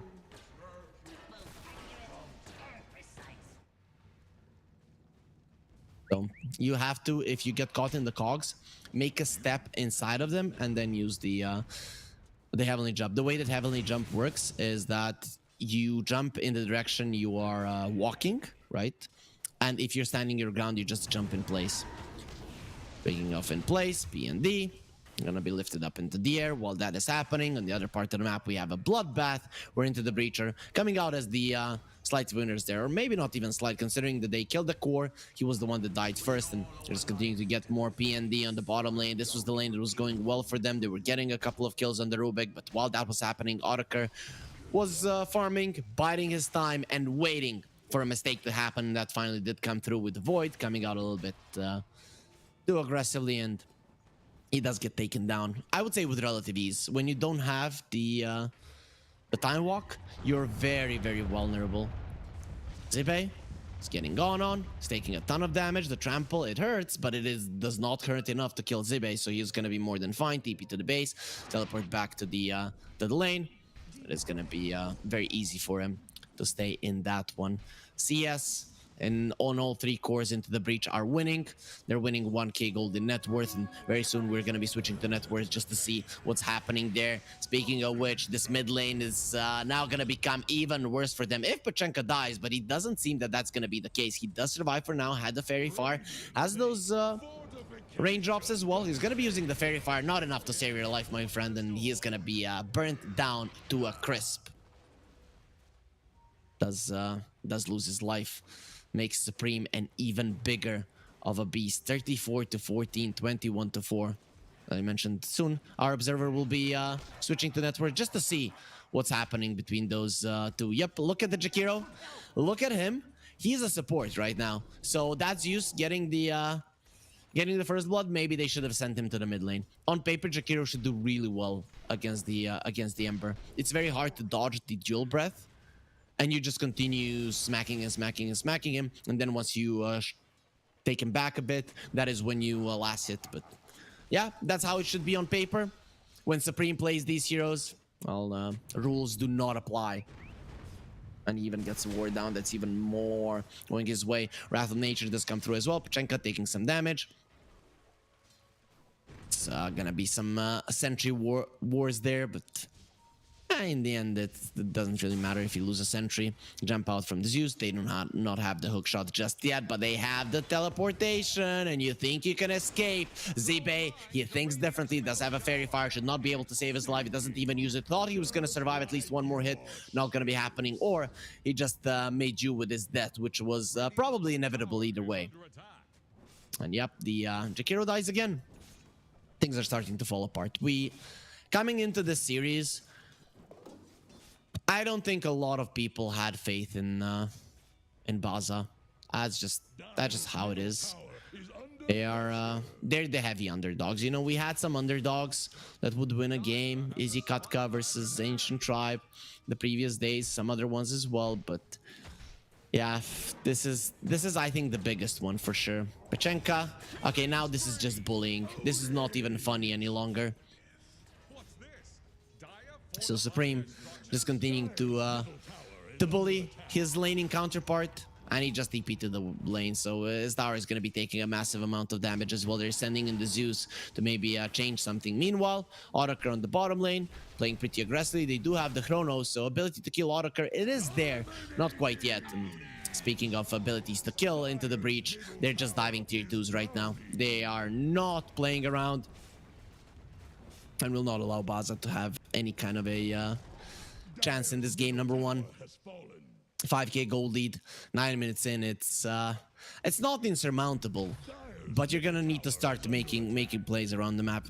Which Baza, currently, without their level 6s on the supports, they probably wouldn't have the damage. Once they get those level 6s, maybe it does happen, but how are you gonna get level 6s when you're constantly dead? Desonix, it comes to the mid lane, offers his life as well. Zibe will take it with ease, and Pachenka, his ability to help his teammates, it's not really there. Koala coming over, they're gonna start to stomp on Autoker. He doesn't have the ulti, he turns around to fight until death, but his death will come inside of the Chronosphere. Time has stopped, and once it comes back up, it is gonna be there, so death. The Zeus comes over as well. Respect taking a ton of damage, but Supreme will put his body forward. It was just the bait. He had the sticks, and Supreme is not going to be letting this guy go. Slide of his chains. Actually, no chains there, so Jinkyo Q will be surviving that one. Do they have the glimpse? I don't think you want to go for that one. Supreme is a little bit low on mana, though, so he will get himself away. In the end, Baza finally get themselves a clean kill and get themselves out of that one scot-free for now. Haste on Supreme, make sure that he's the one to get it. Pachenka immediately goes for a TP, and the Jakiro will not get himself out, so he was caught there in the mid lane. But either way, it is not going to be the Ember landing himself a kill. Top lane, Zibe continuing to be a nuisance. This time it's not going to be towards the Primal Beast, it is going to be towards a Faceless Void. But Supreme, he's not done with the mid lane tower being down. He's not using his Light of Fist. He knows once the glimpse comes out, you're gonna dodge it, that one. Desonix, you will die to the Flame Guard, and they have the hook shot. Level 6s on the supports of Into the Breach. They are here, and they are ready. Whereas Baza, they just don't have theirs just yet. And of course, with the Chikiro, you don't want to be skilling up your ulti just yet. Zibe, where is he TPing to? He wants the Faceless Void, and actually will allow PND to get out of that one for now. But Immersion, he's setting up for something more. Level 6 at the ready, doesn't have the hook shot for 35 seconds. He's hunting the Faceless Void. Actually going forward with the disruptor being there, he's gonna be stopped in his tracks. Does have the ulti, but inside of the cogs, even if you use that one, that's not gonna help you too much. The Faceless Void coming in that one, he wants to share the damage with the support and will be able to do so. It seems like Immersion is that Slide of Fist Chains. They're looking towards the Faceless Void, and he is gone. Supreme, he's looking towards Desonix as well, who is very much dead. It is just a matter of time before Supreme takes him down. Not even worth of his 50 mana from the Slide of Fist. He's just gonna cut him down easily. Only 2 points in the Slide of Fist. Interesting approach from Supreme. Considering there's so much magic damage, it kind of does make sense, right? He wanted to do well in the mid lane against the Jakiro, and Baza, they do no physical damage, right? Until the Faceless Void gets a couple of items, which in this game, it's not looking very likely. It's not gonna be easy, and look at this Jakiro. He's gonna get the taste of his own medicine. Respect. He has learned how to blow ice and fire. And that will be parts of the damage that does finish off Pachenka. Autoker? Where does he want to go? Well, he wants to wait for his clockwork. Hookshot at the ready, no level 7 just yet, so his battery assault doesn't do all that much damage, but it does do more than enough considering the levels and the items of Baza. He does have a cloak, very nicely done. Level 6s though, ready on both the Baza supports. They don't have the the static storm just yet, but should be coming up in a couple of seconds. And look at this, they're just setting up on everyone. Koala wants to get out, and yep, well, it is gonna be going down. Koalas, they are cute, but it seems like Into the Breach, they don't freaking care. And Jinkyo Q dead. Chenka dead as well. Everybody who shows their face is gonna be done for. The Faceless Void, he doesn't have one to show anyways, but if he is there, it will be going down. Zeus doing a ton of damage with his ulti, but really nowhere near enough to bring down any of the heroes of Into the Breach. 78% win probability for Into the Breach. It is looking very much grim. PND, though, he's getting some bashes in Supreme. He's standing his ground. He's gonna fight until PND's death, but actually turns back time. There's gonna be a glimpse. Do they have enough to keep him in place? The Chrono is at the ready, but he's gonna catch the Zeus, which is gonna mitigate their damage output for sure. He needs the bashes at the right time. Doesn't go for the chains, and Supreme is out. He has gone out of that one. It looks like they were gonna be able to get the kill, but Zeus gets a little bit too close, and without his damage, there was just not enough, not even close enough to finish off Supreme. Voila, they're setting up on him. They can always get the Nature's Prophet in. Hookshot misses barely. It's always hard to know where the hitbox of the Primal Beast is. Such a huge hero has the hitbox as everyone else. I would say intimidation factor, considering how big he is, should make his hitbox bigger. Chenka taking some damage. Supreme is not here alone because he has the global presence of the Nature's Prophet with his Aghanims there. But actually, I went a little bit too far, so Supreme is going to be giving away 700 gold plus 300 alongside everybody. Look at Zibe, his positioning. It is not admirable for sure because you don't want to be there, and Desenix will get himself away from the Treants who are now running for their lives. Our master has died. Run, and they will survive, at least the majority of them. But that's gonna be a big gold difference. Our observer is looking at 1700 Into the Breach. Are you sure you want to be giving this away like that? And well, wasn't planned. You're still playing against solid Dota players, so you should definitely look at the name of your position 5. These guys, they demand respect. You're not going to be diving their tier 2s, tier 3s so early on in the game. Otaker going to be going for the Faceless Void, who's going to be slammed into the ground. Immersion comes over there to say hello, wants to be part of the action, but doesn't get to do anything. Stolen Pulverize definitely comes in handy for the Rubik. Dire's top tower is about to take the plunge.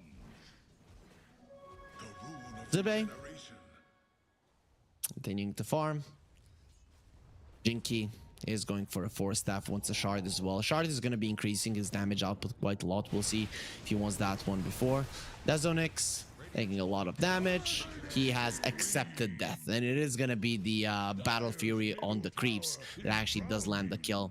Nicely saved there for Otaker, who will walk into the Roche pit. Being an Ursa, this Roche is just gone. Dire's top tower is under attack. So they should make short work of the Roche. Shouldn't be much happening there. At least Baza get a trade. Bottom tower will be opened up. Their lineup not that reliant on opening up the map. They're reliant on fighting, but when you're this far behind, fighting is well, not the easiest thing to do. Bottom lane, there is going to be an engagement. Immersion trying to set up. He does miss the hook shot. Otaker still farming. There's going to be a glimpse. Supreme has a BKB exactly where he wanted to be, inside of the storm. That does nothing to him. If you dress properly for one, you're not going to be in any kind of trouble. And does have to get himself away though. 9-second BKB, not going to be long enough for him to do enough damage to finish off Dezonix, but that's why they're coming from the other side to try to get them, and the supports are already dead. Now it's Ibe coming over just from every side. They're running circles around their enemies. Baza, they have to run. The only two left are going to be the Faceless Void and the Primal Beast, and Indy wants to run away, but that is not your base, my friend. The other side is where you're going to be safe. Gets to the low ground, though. Does have a TP. He's trying to get himself out, but they're still chasing him. They want his life. They want him dead. Will jump over the trees, going for a TP out, and the Cogs not going to be there in time. Immersion, he wanted to stop with the battery assault, but just not close. PND does buy some time for no one because everybody was dead, but at least he's not going to be giving away his life as well to the side of Into the Breach. Dire's bottom tower won't last long. Dual Breath level 3 on the Rubik. He doesn't get the Ice Path just yet. With the mid lane, Jakiro, you don't get the Ice Path that early on. He's probably going to be skilling it on level 10. He didn't decide even to go for the Witchblade. He's going to be the one going for the Veil of Discord on the Jakiro. So Pachenka, well, he is trying to, I don't know, him or Jinky Okyu, one of them is trying to cosplay a mid laner, but considering that they are lower in terms of net worth than the supports of Into the Breach, that's a problem.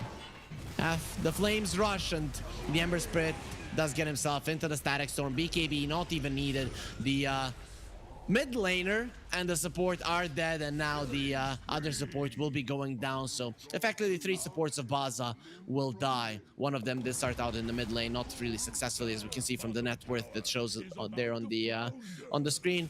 But it is what it is when facing one of the better mid laners out there. Supreme, you are not gonna do much if you are half prepared, and it seems like that's how Baza came into this game. Number 1 Otaker hiding in the trees or mushrooms, as we see on the map there.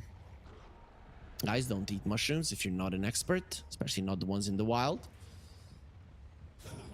D&D, Sleight of Fist chains, they're gonna push him back. They have the hook shot as well. Lift up first, not gonna be using that one just yet. Actually, hook shot was on cooldown, that's why they didn't go for it. D&D going for the Mask of Madness. He's so mad and he's just gonna die because of it. Nothing to do about this one. Wants to turn back time. If he jumped forward without the turn rate, he would have survived for a little bit longer, but he wanted to live. He was greedy.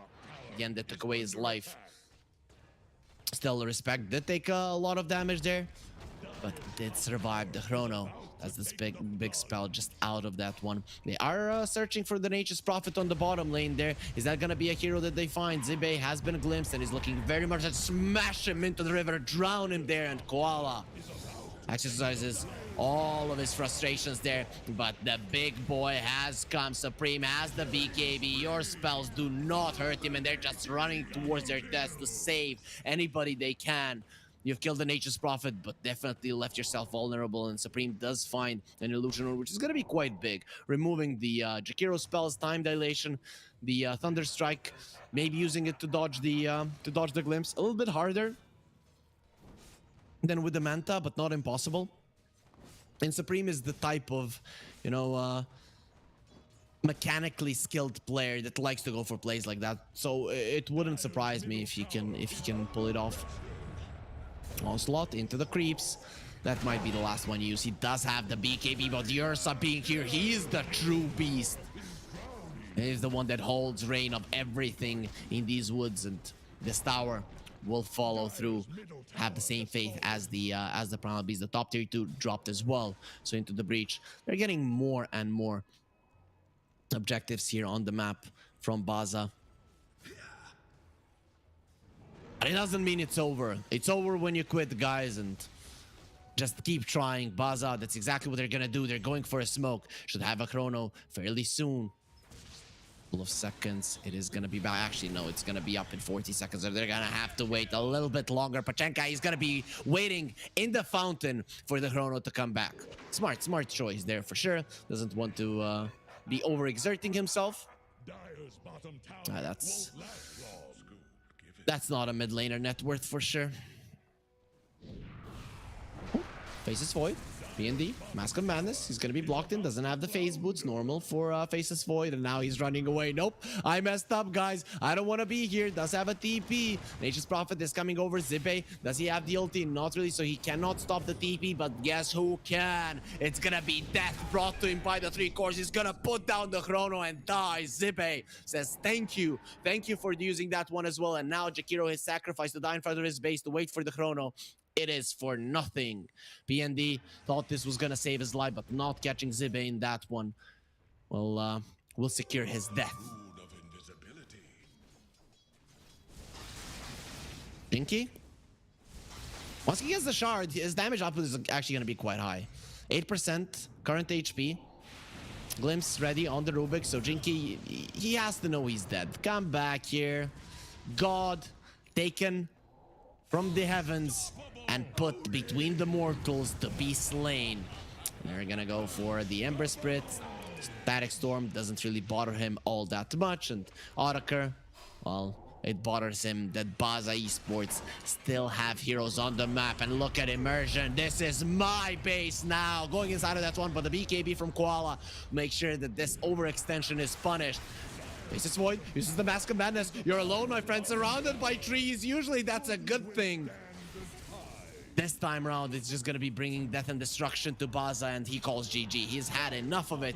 This game one is over, and Into the Breach showing why they are the favorites coming into this game, coming into the series. We'll see if something changes, of course, in game number 2, but considering the performance from the first one, this should be an easy 2-0 from Into the Breach. Overall, Baza, they didn't do much in that game. They showed perseverance, they showed spite, they showed the hope, but in the end it was all taken away by Into the Breach, who are, I'd say, one of the favorites to win the whole thing, right? They were in Division 1 last tour. They were in some third-party tournaments as well. They looked pretty solid there as well, even though they lost in some interviews. Into the Breach said that in scrims they're doing quite well. Of course, officials in scrims are not going to be the same, but here they're definitely going to be gaining some momentum from the first couple of rounds, if those go easy for them. So maybe they can fight their way through some of the stronger teams, the 8 stronger teams that are going to be joining the fight in round 3. With that being said, guys, this was the first game of the third best of 3 of the day here at the Pinnacle Cup Malta Vibes, but we have at least one more game of this series and one more series after this. So if you've enjoyed this one, definitely stay with us. We're going to be coming back after a short break with more great Dota, so see you then.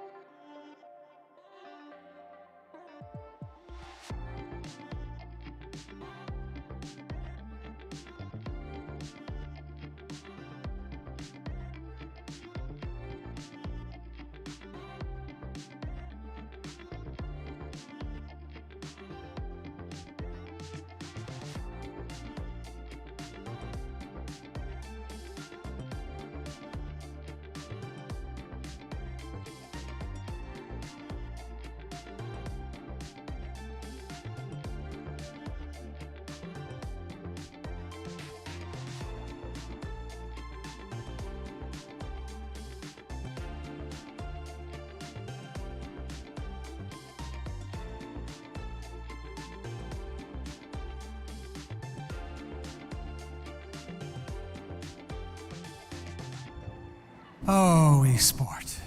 You and I have come a long way. It was such humble beginnings. As we gathered in small groups, we were professionals right from the start. Passionate, organized, and ready to rumble. We dreamed big, and surely enough, our parents supported us at every step of the way. Didn't they?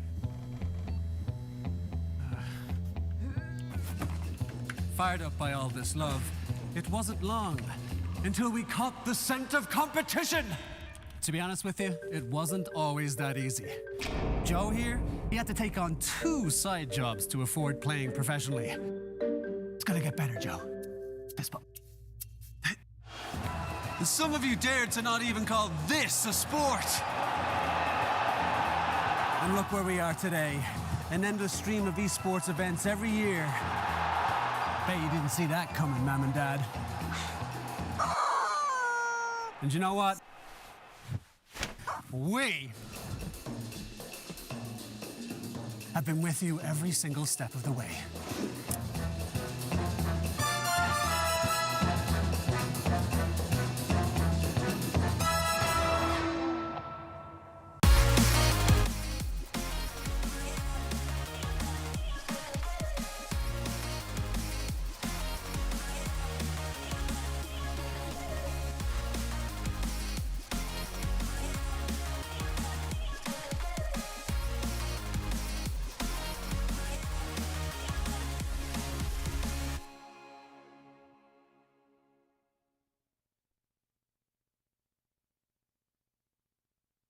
Dream of working with people you watch on screen. Exclusive esports opportunities handpicked just for you. Candidate profile to raise above competition. Let 10GG handle routines. Make a step towards your dream today.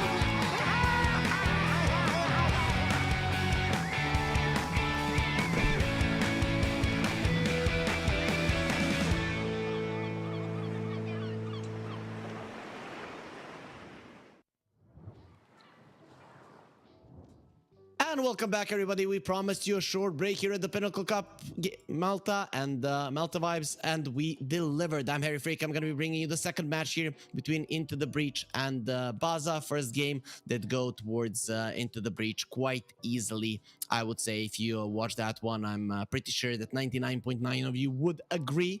And also, this tournament, guys, is brought to you by Gaming Malta. It's a home of gaming excellence. It is one of the sponsors of our tournaments. We're hoping that you're enjoying it for sure. Overall, though, in that game number 1, we saw Into the Breach. Just show us what happens when a professional team deals with a semi-pro team. That's what I would call it. Some players that are, in the immortal rank, they are in the leaderboards, but never really had the full competitive experience. And if you ever wondered what will happen if I would get my 6K friends versus the one of the best teams in the world, well, this is the answer. This is what would happen. Of course, if you are that high in MR, 6k, 7k, you can definitely practice, and one day you could be as good at Into the Breach. But Baza currently, at least in game number 1, they didn't seem like they were able to match their opponents in any way. But we'll see if anything does change now in game number 2.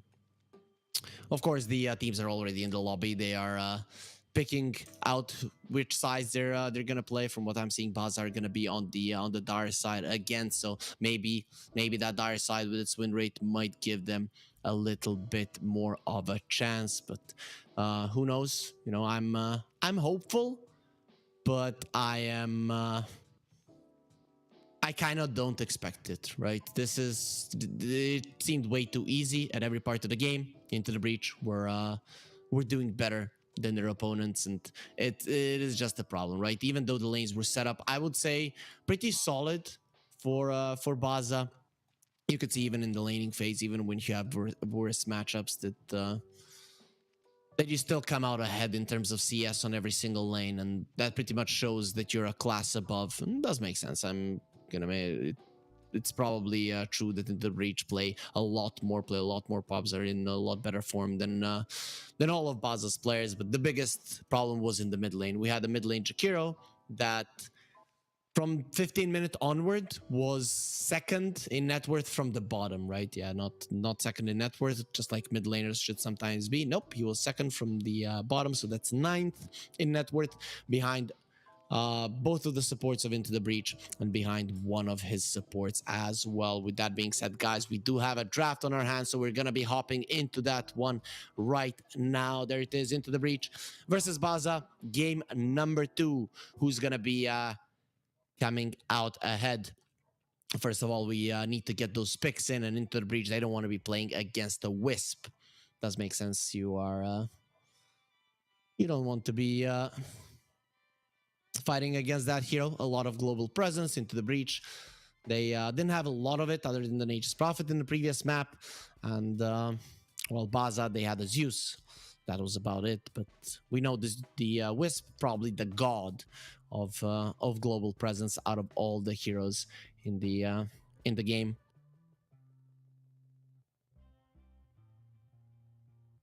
So the bans do come through pretty fast. No reserve time was lost.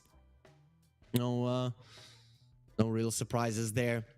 The teams are ready, and Baza are ready with their disruptor yet again. That is the hero that has landed them a couple of good kills, especially in the laning phase. They killed Rubik a couple of times.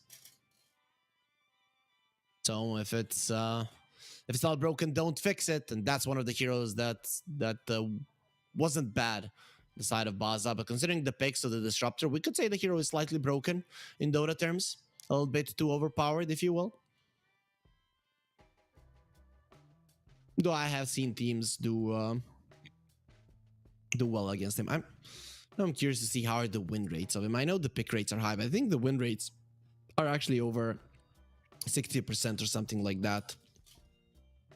Let me just check that one. For a couple of regions, at least in the DPC disruptor. Western Europe, 68%. Oof. Eastern Europe, 70%. Okay, that's pretty overpowered. That's worse than the Lina was. China, 60%. Okay, that's not even funny. Now I have to check all of the regions. Okay, in Southeast Asia, it's not even in top 5 picked heroes. That's weird. Definitely. North America, 56%. Now people are gonna say that's because North America is a meme. No, it's not. You can still play some good Dota, and then South America, it's 60%. That's a lot. Into the Breach, they open up with 2 supports, not something that we see too often, and Baza will go for a Monkey King early on. So I'm guessing that this is a flex pick. I would doubt that you pick up a Monkey King unless you can put it in the support role. Considering that they did have a response pick to the Undying, that could be a position 4 that they deem as a good hero versus the Undying. So I wouldn't really say so. Monkey King doesn't have that much in terms of HP. So depending on what the other hero is, what the carry with the Undying is, if the Monkey King comes close, gets a couple of decays, he can easily die. I have a solid amount of armor on the Monkey King. I still remember the 7.0 when the Monkey King was added. He had 1 armor, but the poor man's shield was still in the game. So people would have to buy that one for him, or you would just be a punching bag in the lane. Then once the poor man's shield was removed, the Monkey King immediately fell out of favor, but Ice Frog and the development team, being the geniuses that they are, they immediately added the armor for him. So that's quite nice. Though I don't know which armor he's actually not wearing anything there on the Monkey King. If you look at him, not really some great clothes, guys. But if you do want to get some great clothes, actually a jersey, we have a one specially made here for the Pinnacle Cup Malta Vibes, and we are having a giveaway for it. So if you want to enter it, the first thing you have to do is go to Twitter, right? Pinnacle Esports is the channel that you're gonna have to follow, and there you have a pinned tweet. Everything is gonna be explained on it. You're gonna have explanations in the chat, but I'm gonna repeat them for you anyway. So on that pinned tweet, you're gonna have to retweet it. You're gonna have to follow Pinnacle Esports. You will have to put a comment into that tweet as well, saying what is your favorite team of the Pinnacle Cup Malta Vibes. Well, you could put any team if you want. I'm assume maybe people are gonna be putting Enigma Galaxy there or something along those lines. But overall, teams that are participating in the Pinnacle Cup Malta Vibes. And then if you follow our social media, you might be one of the lucky winners that are going to be given the jersey. Of course, it was going to be given out throughout the tournament and at the end of the tournament as well. And unfortunately, the terms and conditions apply for that one as well. So if you are not 18 or older than that, you will not be liable to get the jersey. But it does look cool. If you look at the Pinnacle Esports social media, you will see it. It is I like it for sure. So if you want to participate, to partake in that one, be sure to go to the Pinnacle Esports Twitter channel, and everything will be explained in that one. Anyways, though, let's look at Baza again. They're going to be going for the Zeus. Last time they played it as support. The Visage will come out. I'm starting to think more and more that this is going to be a position for Monkey King now. Does make a lot of sense. So who knows? Laning with the Visage wouldn't be too bad, but Monkey King isn't really the biggest of damage dealers, is he? So you're not really gonna be doing so much damage with the Soul Assumption. Interesting picks though. So into the breach, they picked up the Death Prophet. That could be mid, that could be off lane. Considering that you have a Rubik, they might want to put it in the mid lane more, but I'm pretty much sure you get a carry at this point if you're into the breach. It is going to be a Chaos Knight. I was thinking any illusion hero does make sense. Then I see the Zeus and like, nope. But CK is different. His illusions are a little bit stronger. There's only 2 heroes that have strong illusions in Dota that cannot be destroyed with Hex, right? That doesn't matter much for how tanky they are and how much damage they do, but there's 2 illusions, from the Chaos Knight and from the Arc Warden. So let's say you're a Lion, you cannot Hex or mana drain the CK illusion, it is not gonna die. But overall, I like this. It's a hero that has his own sustain and definitely can punish the Visage. Once the Visage doesn't have the Grave Chill, you're a sitting duck, right? You're just not that tanky on this hero. You rely on the Gravekeeper's Cloak, and you know, level 2, 3 when the CK is at its strongest, you don't have to have all of those spells, and level 1 Gravekeeper's Cloak is not that strong. So pretty much into the breach here, they have to survive the first 3-4 minutes against that Visage, get the raindrops, and then things become hard for Baza. We'll see though. 2 melee heroes against the Monkey King could be a mistake if it is gonna be a position for Monkey.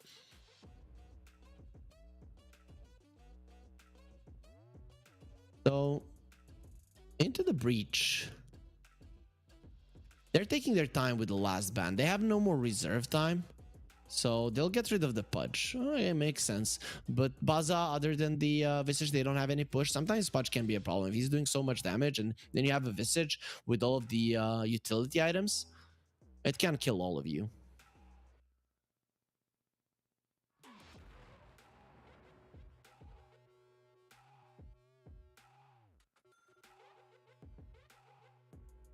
So Baza, is it going to be a carry? Okay, they go for a carry, so it is going to be a Monkey King support. Lifestealer, I'm kind of scared. Who's going to kill the Tombstone? Visage Familiars? Is that the only one that you have? Yeah, that's pretty much it. So this is what scares me the most. What happens if they find an angle to engage the fight? This is probably going to be a Death Prophet in the mid lane. Yep, they're going to pick up a Zibe Enigma. He's very, very good on this hero. Lifestealer, Disruptor. Not the heroes that come to mind dealing with the Enigma. And this is one of Zibe's best heroes. So yeah, we're probably not going to game 3, guys. If this game ends early, we are going to be having a bit of a longer break. The next match starts at 6 p.m. CST. But yeah, Into the Breach are most likely not... no, sorry, it's at 7 p.m. CST. That's 19 CST. Sorry, guys. So this to me looks like... First of all, Into the Breach have mostly meta heroes. They have solid lanes. Last time around, they had weaker lanes than this. They have a Tombstone that you pretty much cannot deal with. Lifestealer is not the best carry versus the CK. I'm guessing if the Visage gets some utility items, yes, he can stand his ground. But pretty much here, if the Zeus is dead, you don't do damage if you're Baza. Monkey King won't be doing damage. Disruptor won't be doing damage. Visage, yeah, well, you know, this hero can be very high in damage, but sometimes he does fall off. Lifestealer doesn't do anything, so Pachenka is going to be the only one. Into the Breach don't have the best catch until they get the Blink Dagger. So at least that is something going the way of Baza. So their Zeus could stay in a good position. It is not impossible for him to stay away from danger. But overall, considering that the caliber between these two teams, I would say that Into the Breach have a better draft. I wouldn't say an overwhelmingly better draft, that it's a complete outdraft, but I wouldn't feel too comfortable playing the lineup of Baza. But with that being said, they are a much better team, and when you're a much better team, you have a better draft. Well, you understand, guys, what this means. It pretty much means that the Baza lineup isn't gonna be doing all that much here. No, we'll see. We'll see. Supreme is going to be wishing his enemies good luck, and we should be seeing that once on our screens just now when the techies jumps in, and there it is. The game will start. So yeah, a lot of good lucks, have funs. I'm not sure it's smart wishing luck to your opponents, but yeah, this is just good sportsmanship, and that is what Dota is known for. No toxicity, especially not in pubs. The community is so nice to each other. We love each other, and it is going to transfer, of course, to the competitive scene, or maybe the competitive scene is transferring it to the pubs as well. Either way, we're so happy to have such a great relationship between the players.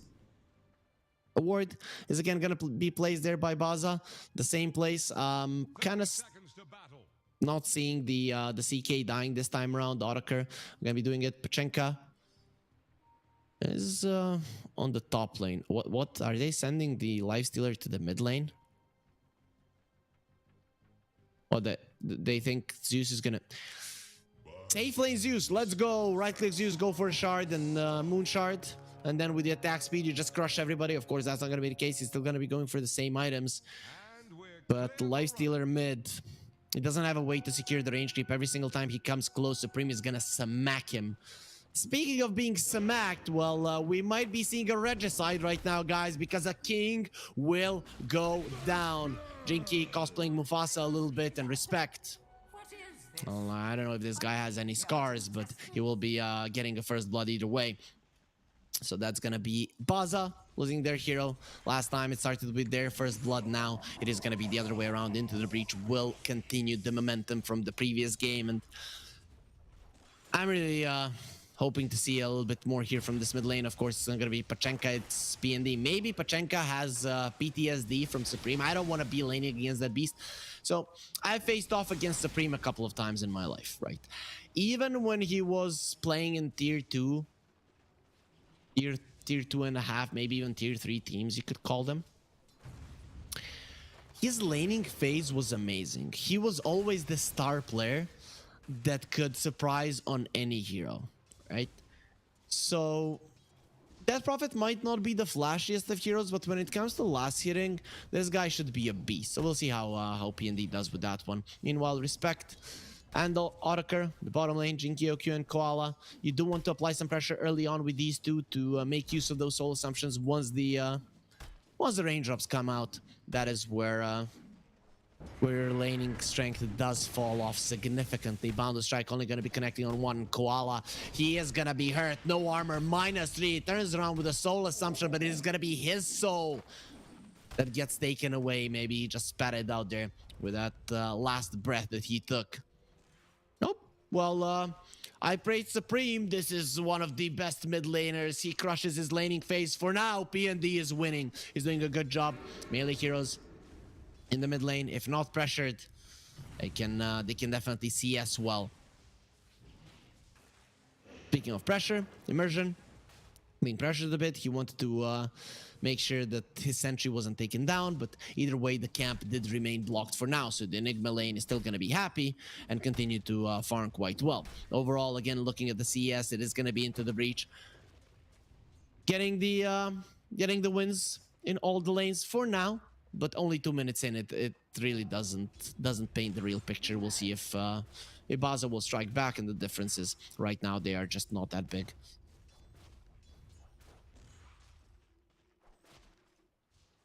Supreme will be getting some runes. Healed there. Death Prophet sometimes skipped the bottle. He did not. Zibe doing well on the top lane. Koala not doing well on the bottom lane, but well enough to push back Otaker, who does have the sticks. No raindrops flying out just yet. It is 3 minutes in, so I expected him to get it as soon as possible, but he might not be interested. He's like, I don't need to spend the extra 275 gold. Really no need for that one. 225, sorry guys. The caster has no idea what he's saying. And Jinky. Well, Jinky does get himself a nice bounty rune, so nice gold influx for every single one of Baza's heroes who are going to be needing it. Well, let's see this epic battle between Respect and Jinky, and yep, we're not going to be seeing it any longer. Observer cannot bear to witness Jinky's death, and no, he's just didn't want to see how they smacked him. Then we went back when he was about to die, and Jinky is just gone. It's going to be some nice gold into the pockets of Into the Breach. Continuing to do well here in the last game, at least. Baza, we're getting some kills in the laning phase now. Not even that is happening. Let's see if that's going to change. Immersion threatening with the tombstone. I'm going to bury you, Desonix. Those are the exact words that came to Immersion's mind. No, the quality of the good casters, guys, it is to be able to read the minds of the players and just transfer it to you, the viewers, because sometimes you might not know what the players are thinking. That's why I'm here. Preem pressuring the lifestealer as much as possible. Can he get the kill? Probably not, especially with the rage coming forward. He's gonna try. Nah, not even gonna be that one. Lifestealer, one of the faster heroes in the game. 365 with the boots. Considering the boots give you 45. But that's 320 that he has. Speaking of fast heroes, Otaker, he does have a horse. We all know that horses are faster than humans. It was not a human that he slain. He slain a Visage and the Monkey King. But either way, it is going to be a double kill. The bottom lane for him Into the Breach. They're going to be putting up a pause. Hopefully they're going to give us a reason, and right off the bat, the win probability for Into the Breach is going to be 60%. Yeah, 2 Chaos Bolts, 1 for each. 9 changes of the treads. I used to be a non-believer when I started off Dota 2, basically. I did play Dota 1 as well. Tread switch, it didn't seem like much to me. It is a lot, guys. If you are new to the game, okay, PND is gonna die in the mid lane, and Zibe, he's doing his best to survive. Actually, he is gonna survive, probably killing the Zeus. Those hits not gonna be enough. Under the tower, yet Strarmer will get him the kill. Will get him to live, actually. But Desonix might not be so happy. We're gonna come back to the power treads just as we follow Desonix's path back to the base. Immersion. He might be going back to the base. Nope. He is going for a kill. Get himself out. So if you are, you know, 2K MMR, one of the best ways to practice mechanical skill and also be more efficient on the map is power tread switching. There's not a better way to do it. PND, well, speaking of efficiency, he is efficiently gonna be sent to the base just like his buddy was. He's like, yeah, well, how did this Supreme guy crush in the mid lane so much? This is how. He is gonna be showing him that one. And Jinky, well, he might be next. Now, this is a chain feed in the mid lane and Into the Breach. They like bonus kills. Supreme, he gets a triple, and the sisters of the Death Prophet will be coming back to her, restoring her life back to full once the time does come. Baza, no kills in this game. They are getting absolutely demolished in every single front.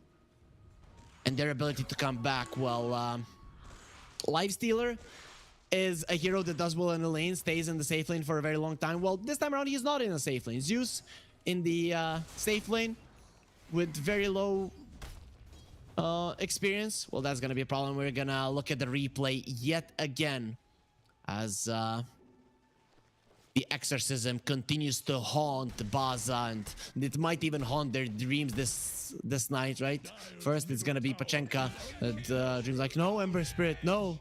And it's gonna be the Lifestealer that is gonna be dreaming of the Death Prophet crushing him in the mid lane. Wherever we look, wherever we go, we come back to the mid lane every single time, where Baza are just giving away hero after hero, kill after kill, going into the pockets of Into the Breach, and they want a perfect game. So now it's a battle between Into the Breach, who is gonna die. How are you gonna set up your teammate to go down and then just make fun of him? I know how it goes, guys. When you're playing against a weaker opponent, let's say, you know, open qualifiers or first round of a tournament like what Into the Breach are doing right now, you see that you're gonna win, then you're going all out, and you're gonna make fun of your teammates if anybody of them dies. Zibe, he's not afraid of a 0 mana Zeus alone here, and the supports are rotating, meaning that Supreme is alone in the mid lane. But Pachenka, he's gonna be black hole. The light is being taken away from his eyes. Actually, the glimpse will save him for the time being. And Pachenka, does he get out of this one? Yep, beautifully done by Baza. Despite them losing, they got a slight victory there, forcing out the black hole and still living on their core. I see down there. Yeah, Zibe is getting tipped there. Oh, PND running away, nowhere to go. He's gonna be under vision right now. Supreme, he misses that one, but you cannot miss a point-and-click spell, and that is what the Spirit Siphon will do. Take the Spirit out of the Lifestealer. Supreme diving with the Death Prophet. Not usually what the hero does, but when you're this far ahead, why not? He does have an Exorcism, and he's ready to go. Desonix, he's level 3 against the level 9 Death Prophet. We all know how that one would end. He does have a glimpse to send him away for now. Pachenka, level 5, now surrounded by heroes again. The mid lane will be the grave of Baza, and they want the Lifestealer again. We'll just smack him. This is not your lane, my friend. You should not be here. And PND, he's not getting the message, and because of that, he might actually die. What was stolen is going to be the Rage for the Rubik. He's going to be quite happy with that one. Supreme going forward. A ward will be placed by PND. And we'll see what's happening there from the left, but now the tombstone will be placed and they will bury PND there. Let's see how long he will be remembered. Immersion thinking of diving. He's gonna think twice though. And Respect, is he gonna be the first casualty? Baza are going for their first kill, even going for the ulti from the Zeus, but it is not enough because Respect is surviving not for long. The Soul Assumption does bring him down. He is dead. Let's go, Baza. Their first kill. Is this the thing that takes them back in the game? Probably not. Supreme though, dropping low as well. There's gonna be some Soul Assumptions flying out. Enough mana on Koala, and that Prophet will fall down. 2 kills will go their way, and Koala gets a double. Baza, they will push back on into the breach. It is gonna cost them so many heroes. It is gonna cost them the side lanes being pushed in. It is not good, but it is definitely gonna be good for morale, and at least we're gonna be seeing some kills going towards Baza this time around. And of course, we are hoping for that amazing result. But of course, the Into the Breach need 14 more kills for the chat to go mad. Let's see now, Boundless Strike will come out. Well, yeah, he might not get killed because of it, but his friend will. Actually, Monkey King jumping in, immediately jumping back into the trees, and he's setting up for a kill. Koala, is he gonna get another one? Where's the Soul Assumption flying out? Oh, the smoke does come out. He saves himself. And now Koala will pay. It was like he thought he was gonna be on a killing spree. Not gonna be happening there. No sprees for Baza in this game as the Monkey King is jumping. Okay, as he's jumping through the mushrooms. Pachenka and gets himself out. Supreme, no way to cancel that one. And well, Otakar does find Jinky, so even if the Death Prophet doesn't get the kill on one side, he'll get the kill on another one. And next time around, when the Death Prophet is chasing, he's gonna have the Atos, so that will change things. Black Hole is ready. Zibe, he is chasing PND. Trees will be taken down. Rubik will fall as well, and PND finds a nice place to TP away from Zibe. Outplayed yet again. He doesn't even want to high-five his teammate. He doesn't feel good about that one. Twice in a row, his Black Hole is not going to be useful. At least this time around, he didn't use it. Death Prophet finds a haste, so chasing people down, it's not going to be hard. Does have a silence. Glimpse is still a problem. If you run in, you're going to be getting forced out of the faces of Baza.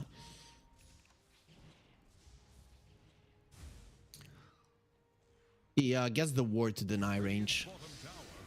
Poor Monkey King in the bottom lane. He was getting smacked, but he will be fine at least. But we are still looking at this mid lane. No, Pachenka, he jumps in place. That could kill you. We'll use the Thunder God's Wrath, threatening lightning and thunder. Still protect the god of it. Immersion going forward. He's a zombie. Let's see if he's gonna live to the undying name. Exorcism is gonna be used, but immediately he'll be taken down. So the sisters will not help him. Zibe comes over. It is gonna be a Black Hole coming out, and they finish off Jinky and Otakar. Look at him. Wherever you go, Pachenka, you want to go to the high ground? No need to use your spells. I'll bring you here. And now PND, he was infested inside one of the creeps. He had a good time. Not for long. He does have a rage TP out. We'll be able to use it successfully. So in the end, it is going to be a 3-for-1.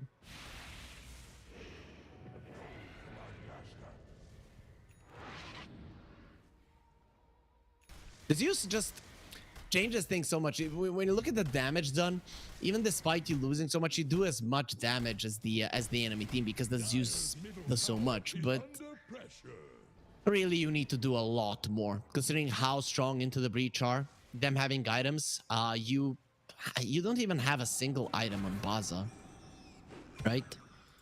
Yeah, not a single one. I guess the mech on the Visage will be delivered now. That's about it. Monkey King hiding in the trees, jumping through the trees, and living, or jumping through mushrooms and crystals. Does remind me a little bit the map of Rick and Morty and Pluto, those crystals being farmed. So they were blue or white, as I remember them, bluish white. Still does get that kind of a vibe.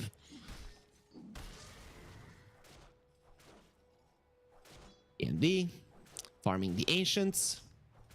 He wants the armlet, 250 gold until he gets there. After this creep, it's going to be less than 200. So PND Well, I was like, what's happening? Why does he have those 2 items? But that's Otakar. And Otakar is a beast. Baza, they're gonna go for their smoke. They're still in the mid lane. I don't advise fighting around the mid lane. Fighting on the side lanes would be great, but the thing is, wherever you go into the breach, they're gonna be there in numbers, and Otakar is chasing forward with the items that he has. He's a very tough cookie to crack. Immersion, on the other hand, just an Undying will get the tombstone off. They didn't want to use all of their spells, and he's still living through it. No static storm just yet. Now the silence comes out in the end. The soul assumption will end his life, and the static storm a little bit too late. Wouldn't you agree? Baza Esports are gonna lose 3 heroes. They could have used the static storm. They could have maybe killed that Undying instantly, even before his ulti. But greed does prevail. Baza Esports because of it. Again, doing the same amount of damage as their enemies, killing 1 hero, losing 3. That's gonna be the name of this game. PND showing what he can do with the armlet toggle. I don't know if he was digging his own grave there or whatever. Sometimes, if you're a lifestealer, you can make a mistake. Or any armlet hero, you dig up the kobold and he just kills you when you have a 1 HP. Luckily for him, that did not happen. So he's not gonna be going down. But unluckily, he is 15,000 gold behind in an insurmountable lead. 15 minutes in, 1k gold per minute for Into the Breach. That is not something that you come back from. Looking at the GPM between the heroes, not looking good. Experience, okay. That move that away. Move that away. We don't look at those. We don't look at those. Thank you. So okay, not even the network. We need to find some stat or they're gonna be fine. But that one does not exist. Who has the meteor hammer? Is it the Rubik? Yeah, the Rubik has a meteor hammer. So left into hammer. Now he also has stolen soul assumption. So that's going to be even more damage output, even more kill potential coming out from Into the Breach. Baza enjoying their second and last game here at the Malta Vibes. You still feel like you're in Malta. I have never been, but I do know a couple of heroes. This is what happens when you watch and play Dota too much, guys. Do it. It's the best thing in the world. I do have a couple of friends who have went there for work mostly, but then they would stay for relaxation as well, and it is a beautiful place.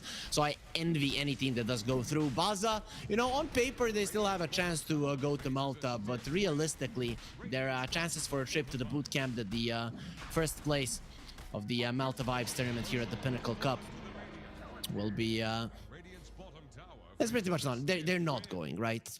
They have lost, but let's see. They are not giving up. Again, we already talked about it in the previous game. That's the most important thing.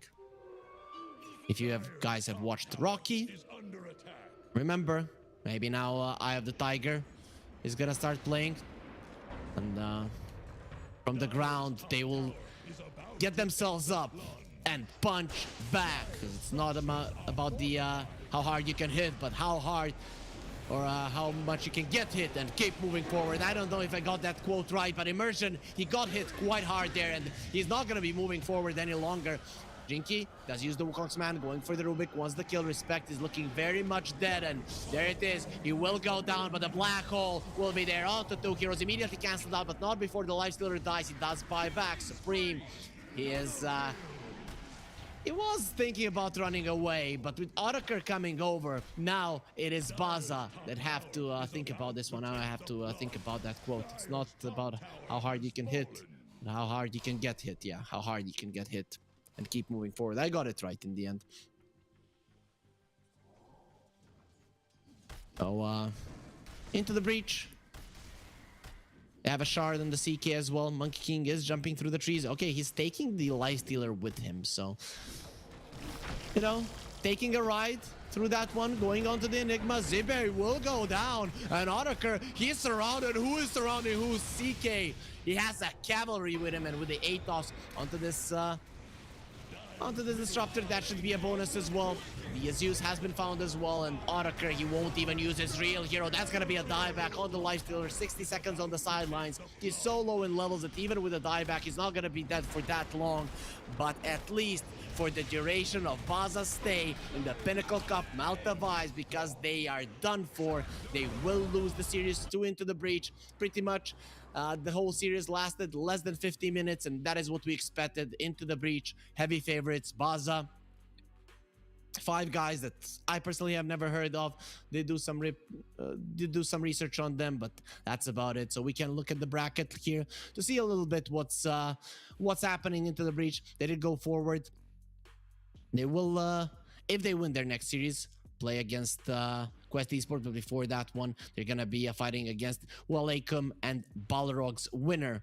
That is gonna be coming in the future days, but not today, guys. Today we have only one series left, and I think it should be an interesting one, right? It's not gonna be starting for another hour and a half, so you can definitely go refresh yourself, eat something, drink something, go for a workout. It doesn't really matter. You do have time, but be sure to be here at 19 CEST because Alliance will be facing off against Faith. And Faith, unlike Baza, they have some players that are, you know, top 300, top 400 that have been in the top 100 as well. 2 of the guys are from my home country. We have Seyo Kalash and Nikolica. That's their position 1 and 5. And these guys know what they're doing. They did play good Dota. At some point, Seyo Kalash was top 50 as well. Really good carry. So they should at least give up a fight to Alliance. I'm going to try to be unbiased for that cast, of course, because, you know, it is all about good Dota. But even though I do know some of the players of Team Faith, it doesn't matter. We're not going to be on anybody's side. The idea is to bring you entertainment here at the Pinnacle Cup Malta vibes, because that's what we are all about. With that being said, guys, we're gonna go onto a very long break. In an hour and a half, we'll be back with the 4th best of 3 of the day. Alliance and Team Fate will be coming your way. Be sure to be here.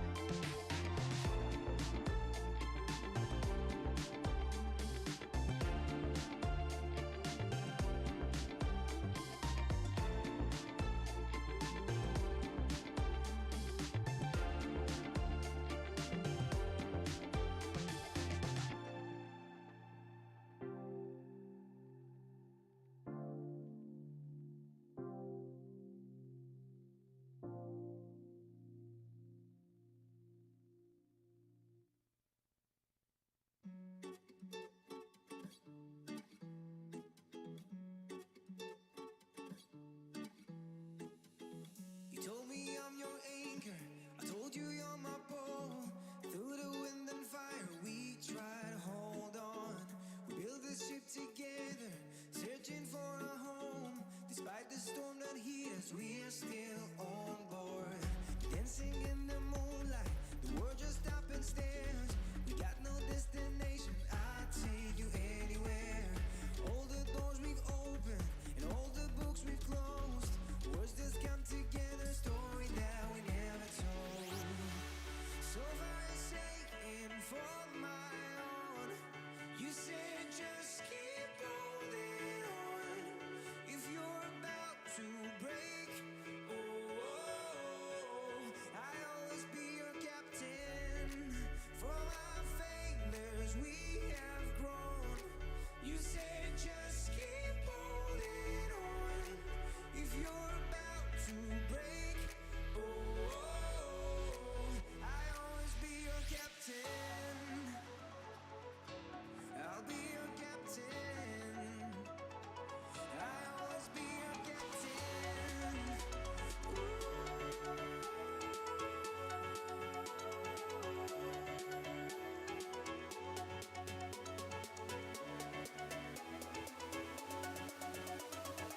I'll always be your captain.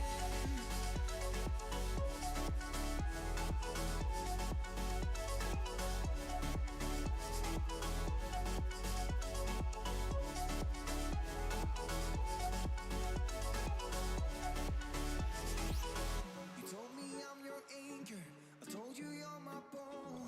Through the wind and fire, we try to hold on. All the doors we've opened and all the books we've closed.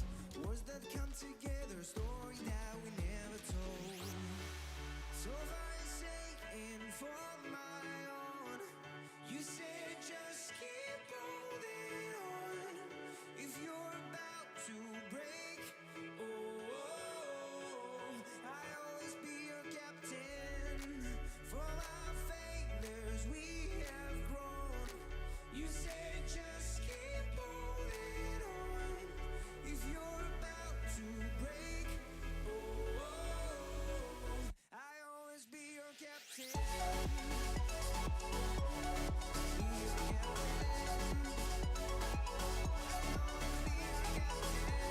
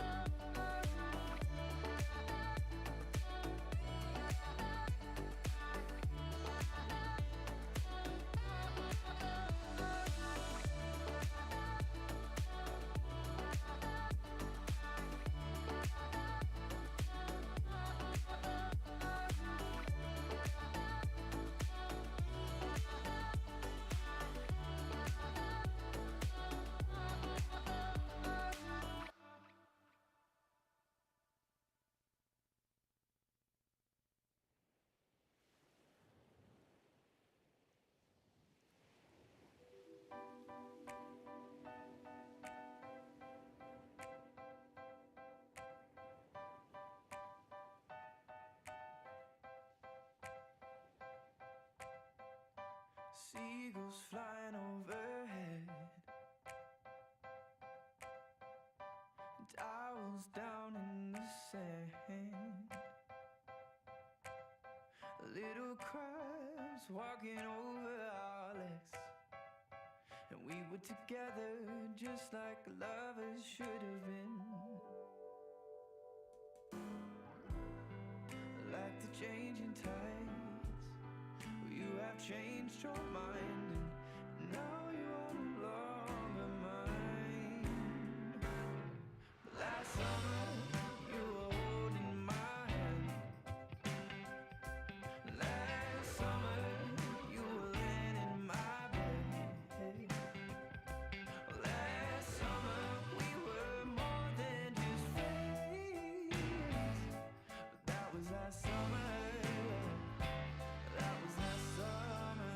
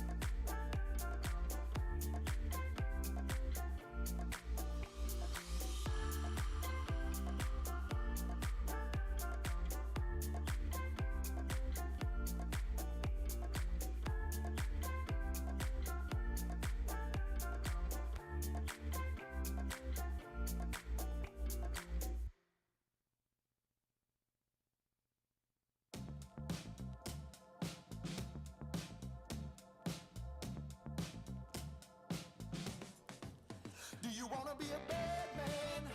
Yes, you do. Do you wanna taste sweet salvation underneath the summer moon? Do you need another hand now? Yes, you do.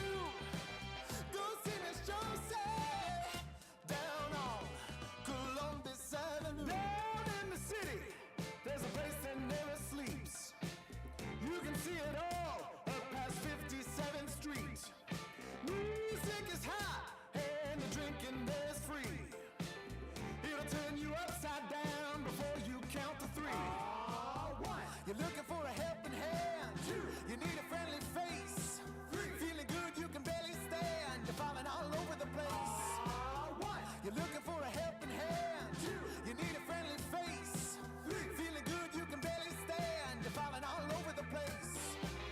You own it, they got it, they flown it, you bought it. Ow! Do you wanna be a bad man? Yes, you do.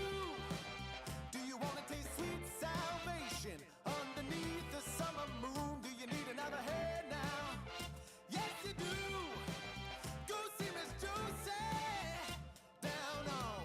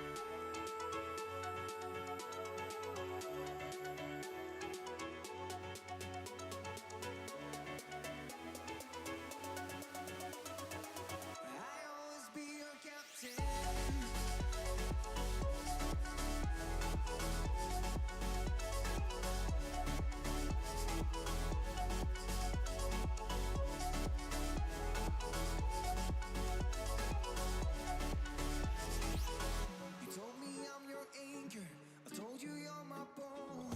Through the wind and fire, we tried. Hold on. All the doors we've opened and all the books we've closed. Words that come together, story that